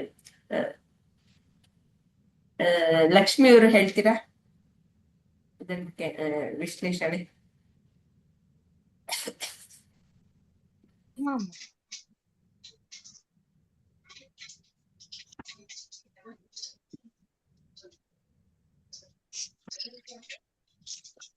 ಅಂದ್ರೆ ಶ್ರೀಕೃಷ್ಣನ ಅರ್ಥಕೊಂಡವರು ಯಜ್ಞ ಆಗ್ಲಿ ತಪಸ್ಸಾಗ್ಲಿ ಅಥವಾ ಈ ಎಲ್ಲಾ ಟೈಮಿನೊಳಗುನು ಅವ್ನು ಯಜ್ಞ ಶಾಂತಿ ಯಜ್ಞ ಪಡಿತಾರ. ಅಂದ್ರೆ ಏನು ಹೇಳಿ? ಯಜ್ಞ ಅಂದ್ರೆ ಏನು? ಯಜ್ಞ ಅಂತ ಹೇಳಿದ್ರೆ ಈಗ ನಾವು ಒಂದು ಕರೆಕ್ಟ್ ಆಗಿ ನೋಡಿದ್ರೆ ಯಜ್ಞ ಅಂತ ಹೇಳಿದ್ರೆ ಆಹುತಿ ಅಂತ ಹೇಳಿ ಆಗ್ತೈತಿ ಅಮ್ಮ. ನಮ್ದು ಟೈಮ್ ನ ನಾವ್ ಎದಕ್ಕರ ಒಂದ್ ಒಳ್ಳೇದಕ್ಕ ಸ್ಪೆಂಡ್ ಮಾಡೋದಾಗ್ಲಿ ಅಥವಾ ಯಜ್ಞದೊಳಗ ನಾನು ಕೇಳ್ದೇನ್ರಿ ಋಷಿ ಯಜ್ಞ ಅವ್ ಒಂದ್ 5-6 ಯಜ್ಞ ಅದಾವು ಅಂತಂದ್ ಹೇಳಿ ಕೇಳೇನಿ ಅಮ್ಮ. ಅದ್ರೊಳಗ ನಾನ್ ತಿಳ್ಕೊಂಡಿರೋದ್ ಏನಂದ್ರ ನಾವ್ ಮತ್ತೊಬ್ರ ಸಲುವಾಗಿ ಆಗ್ಲಿ ನಮ್ದು ಸೆಲ್ಫಿಶ್ ಇಲ್ದನಾನ ಮತ್ತೊಬ್ರ ಸಲುವಾಗಿ ನಮ್ ಟೈಮ್ ಕೊಡೋದಾಗ್ಲಿ ಅಥವಾ ಅವ್ರ ಸಲುವಾಗಿ ಏನಾರ ಒಂದ್ ಕೆಲ್ಸ ಮಾಡೋದನ್ನು ಒಂದ್ ಯಜ್ಞನ ನಮ್ಮೊಳಗಿರೋದನ್ನ ಒಂದ್ ಸ್ವಾರ್ಥ ಬುದ್ಧಿ ಬಿಟ್ಟು ಅವ್ರ ಸಲುವಾಗಿ ಹೋಗ್ತೇವಲ್ರಿ ಅದು ಒಂದ್ ಯಜ್ಞನ ಅಂತಂದ್ ಹೇಳಿ ನನಗ್ ಹಂಗ ಅನ್ನಿಸ್ತು ಅಮ್ಮ. ಹೂನ್ರಿ. ತಪಸ್ಸು ಅಂತಂದ್ ಹೇಳಿದ್ರ ಮೆಡಿಟೇಷನ್ ಅಂತೇಳಿ ಆಗಿರ್ಬೋದು ಅಥವಾ ನನ್ ಸಲುವಾಗಿ ನನ್ ಒಳಗಿಂದ ನಾ ದೇಹ ಮನಸ್ಸು ಬುದ್ಧಿ ಅನ್ನೋದ್ ಇದೊಂದ್ ಅಹಂಕಾರ ಐತಲ್ರಿ ಅದನ್ನೆಲ್ಲಾ ಬಿಡ್ಬೇಕಂತಂದ್ ಹೇಳಿದ್ರ ನಾವು ಮೆಡಿಟೇಷನ್ ಪ್ರಾಣಾಯಾಮ ಆಮೇಲೆ ಏನಾರ ಒಂದು ಯೋಗ ಅಂತವೆಲ್ಲಾ ಮಾಡ್ಬೇಕಾಗ್ತೈತ್ರಿ. ಅದನ್ ಮಾಡೋದಾಗ್ಲಿ ಅಥವಾ ಊಟನು ಈಗ ನಿನ್ನೆ ಏಕಾದಶಿ ಉಪವಾಸ ಇರೋದು ಇವತ್ತು ಎಷ್ಟು ಬರೇ ಏನ ಅಂತಾರಲ್ರಿ ಒಂದೊತ್ತುಂಡೋನ್ ಯೋಗಿ ಎರಡೊತ್ತುಂಡೋನ್ ಭೋಗಿ ಮೂರೊತ್ತುಂಡೋನ್ ಹೊತ್ಕೊಂಡ್ ಹೋಗಿ ಅಂತಮ್ಮ. ಆತರ ಎಷ್ಟು ನಮ್ಗ ಆಹಾರ ಬೇಕಾ ಅಷ್ಟ ತಿನ್ಬೇಕ ಹೊರ್ತುನು ಅತಿಯಾಗಿ ತಿನ್ನೋದನ್ನು ಒಂದು ತಪ್ಪು ಅಂತಂದ್ ಹೇಳಿ ಅನಸ್ತೈತಿ ಅಮ್ಮ. ಅವಾಗ ನಾವ್ ಯಾವಾಗ ನಮ್ದು ದೇಹ ಮನಸ್ಸು ಬುದ್ಧಿ ನಾನಲ್ಲ ಅಂತ ಹೇಳಿ ಒಂದು ಯೋಗದೊಳಗ್ ಬರ್ತೇವಲ್ರಿ ಅವಾಗ ನಮಗ್ ತಿನ್ಬೇಕನ್ನೋ ಅನ್ಸಂಗಿಲ್ಲ ಅಮ್ಮ. ನೀವ್ ಯಾವಾಗ ಏನಾರ ಒಂದ್ ಎಕ್ಸಾಂಪಲ್ ಕೊಟ್ರುನು ಅವಾಗ ನಮ್ಗ ಅದ್ ಬೇಕು ಅಂತಂದ್ ಹೇಳಿನೂ ಅನ್ಸಲ್ಲ, ಯಾರ್ ಏನಾರ ಕೇಳ್ದಾಗ ಬೇಕು ಅಂತ ಹೇಳಿ ಅನ್ಸಂಗಿಲ್ಲ ಅಮ್ಮ. ಅವಾಗ ನಾವ್ ಪರಮಾತ್ಮನ ಎಲ್ಲಾ ಕಡೆಗೂ ಪರಮಾತ್ಮನ ಅದಾನ ಎಲ್ಲಾ ಲೋಕದೊಳಗು ಅಂತಂದ್ ಹೇಳಿ ನಮಗ್ ಗೊತ್ತಾಗ್ತೈತಲ್ರಿ. ಎಲ್ಲಾ ಜೀವಿಗಳು ನಿಸ್ವಾರ್ಥದಿಂದಾನ ಇರ್ತಾರ್ರಿ. ಅದ್ರಿಂದ ಅಂತ ಭಕ್ತ ಯಾವಾಗ್ಲೂ ಶಾಂತ ಇರ್ತಾರ ಶಾಂತವಾಗಿರ್ತಾರ ಅಂತಂದ್ ಹೇಳಿ ಹೇಳಾರಮ್ಮ ಇಲ್ಲೇ. ಫಾರ್ ಎಕ್ಸಾಂಪಲ್ ನಮ್ದು ಆಗ್ಲ್ರಿ ಈಗ ನೀವ್ ಮಾಡ್ತಿರೋ ಕೆಲ್ಸ ಆಗಿರ್ಬೋದು ಅಥವಾ ನಮ್ದೆಲ್ಲಾ ಕೆಲ್ಸ ಆಗಿರ್ಬೋದು ನಾವ್ ಇಷ್ಟೆಲ್ಲಾ ಶಾಂತವಾಗಿ ಇರಾಕ್ ಕಾರಣ ಇದೆಲ್ಲಾ ಇಂತಾವ್ ಕ್ಲಾಸು ಈ ಎಲ್ಲಾ ಅಟೆಂಡ್ ಆಗೋದು ಅಥವಾ ಏನಾರ ಒಂದ್ ಸಾಧನೆ ದಾರಿಯೊಳಗ ನನ್ನನ್ನ ನಾನ್ ಅರ್ಥಕೊಳ್ಳೋ ದಾರಿಯೊಳಗ ಹೋಗ್ತೇವಲ್ರಿ ಅವಾಗ ಆಟೋಮೆಟಿಕ್ ಶಾಂತ ಆಗ್ತೇವಿ ಅಂತಂದ್ ಹೇಳಿ ನನಗ್ ಹಂಗ ಅನ್ನಿಸ್ತು ಅಮ್ಮ. ನಾವು ಒಂದ್ ಭಗವದ್ಗೀತಾ ಭಕ್ತರ ಇರೋದ್ರಿಂದನ ನಮಗ್ ಶಾಂತತೆ ಆಟೋಮೆಟಿಕ್ ಆಗಿ ಬರ್ತೈತಿ ಅಂತಂದ್ ಹೇಳಿ ಹಂಗ ಅನ್ನಿಸ್ತು ಅಮ್ಮ ನನಗ. ಧನ್ಯವಾದ. ಚೆನ್ನಾಗಿ ಹೇಳಿದಿರ ಲಕ್ಷ್ಮೀಜಿ. ಧನ್ಯವಾದ. ಯಜ್ಞ ಅಂತ ನೀವ್ ಹೇಳಿದ ಹಾಗೆ 5 ಯಜ್ಞಗಳು ಪಂಚಯಜ್ಞಗಳು ನಾವೆಲ್ಲರೂ ತಿಳ್ಕೊಂಡಿರುವಂತಹದ್ದೇ. ಮತ್ತೆ ಅಲ್ಲಿ ಅರ್ಪಣಾ ಭಾವನೆ ನೀವು ಹೇಳಿದ್ದು ಕರೆಕ್ಟ್. ಅರ್ಪಣಾ ಭಾವನೆಯಿಂದ ಮಾಡಿದ್ದೆಲ್ಲ ಯಜ್ಞನೇ. ಪಂಚಯಜ್ಞಗಳು ಗೊತ್ತಿದೆ ಅಲ್ವಾ ನಿಮ್ಗೆ? ತಪಸ್ಸು ನೀವು ಮಾಡೋದು ಒಂದು ಯಜ್ಞ, ಮೇಡಮ್ ಇದನ್ನ ಋಷಿ ಯಜ್ಞ ಅಂತ ಬಿಟ್ಟು ಹೇಳ್ತಾರೆ. ಈಗ ನಾವು ಪಂಚಯಜ್ಞಗಳನ್ನ ಮಾಡ್ತೀವಿ. ನೀವು ಇಲ್ಲಿ ಭಾಗವಹಿಸಿರೋದು ಇದು ಋಷಿ ಯಜ್ಞವೇ. ತಪಸ್ಸು ಅಂದ್ರೆ ನಮ್ಮ ಇಂದ್ರಿಯಗಳನ್ನ ನಿಯಂತ್ರಣದಲ್ಲಿ ಇಟ್ಕೊಳ್ಳುವಂಥದ್ದು. ದೇಹನ ಮನಸ್ಸು ಇಂದ್ರಿಯಗಳನ್ನ ಯಾರು ನಿಯಂತ್ರಣದಲ್ಲಿ ಇಟ್ಕೊಳ್ತಾರೋ ಅವರು ತಪಸ್ವಿಗಳು. ಮತ್ತೆ ಲೋಕಗಳು ಅಂತ ಇಲ್ಲಿ ಕೊಟ್ಟಿದೆ. ತಪಸ್ಸುಗಳ ಭೋಕ್ತನು ಎಲ್ಲಾ ಲೋಕಗಳ ಪರಮಾತ್ಮನು ಎಲ್ಲ ಜೀವಿಗಳ ನಿಸ್ವಾರ್ಥ ಸ್ನೇಹಿತನು ಆಗಿರುವ ನನ್ನನ್ನು ಅಂತ ಅಂದ್ರೆ ಶ್ರೀಕೃಷ್ಣನನ್ನು.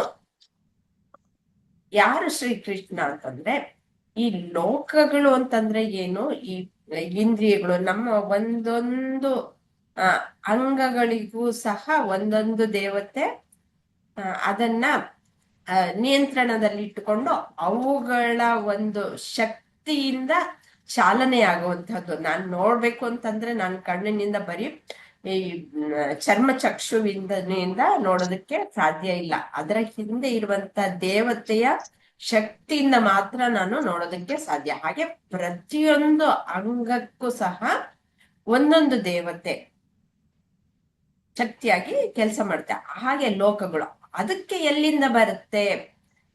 ಚೈತನ್ಯ ಅನ್ನೋದು. ಅದಕ್ಕೆ ಚೈತನ್ಯ ಬರೋದು ಶ್ರೀಕೃಷ್ಣನಿಂದ, ಅಂದ್ರೆ ಆತ್ಮನಿಂದ. ಇದುವರೆಗೂ ಬೋಧನೆಯನ್ನ ಮಾಡಿರುವಂತಹ ಶ್ರೀಕೃಷ್ಣ ಯಾರು? ನಮ್ಮ ಆತ್ಮನೇ, ಆತ್ಮನಲ್ಲದೆ ಬೇರೆ ಅಲ್ಲ. ಎಲ್ಲೂ ಸಹ ಬರುವಂತಹದ್ದು ಆ ಚೈತನ್ಯ ಅನ್ನೋ ಬರುವಂತಹದ್ದು ಆತ್ಮನಿಂದಲೇ. ಅವನು ಸರ್ವ ಲೋಕ ಮಹೇಶ್ವರ ಅಂತ ಈ ಶ್ಲೋಕದಲ್ಲಿ ಹೇಳಿದ್ದಾರೆ. ಇಲ್ಲಿಗೆ ಸಂಪೂರ್ಣವಾಗಿ ಇದು ಕರ್ಮ ಸನ್ಯಾಸ ಯೋಗ ಹೋಗಿತ್ತು. ನಾವು ಮುಂದೆ ಧ್ಯಾನ ಯೋಗಕ್ಕೆ ಹೋಗೋಣ. ಇದರ ಪುಷ್ಪಿಕವನ್ನು ಸಹ ಹೇಳ್ಬಿಡೋಣ. ಯಾವಾಗ್ಲೂ ಕಂಪ್ಲೀಟ್ ಆದ್ಮೇಲೆ ಪುಷ್ಪಿಕ ಹೇಳ್ಬಿಡೋದು ಸಂಪ್ರದಾಯ ಅಲ್ವಾ.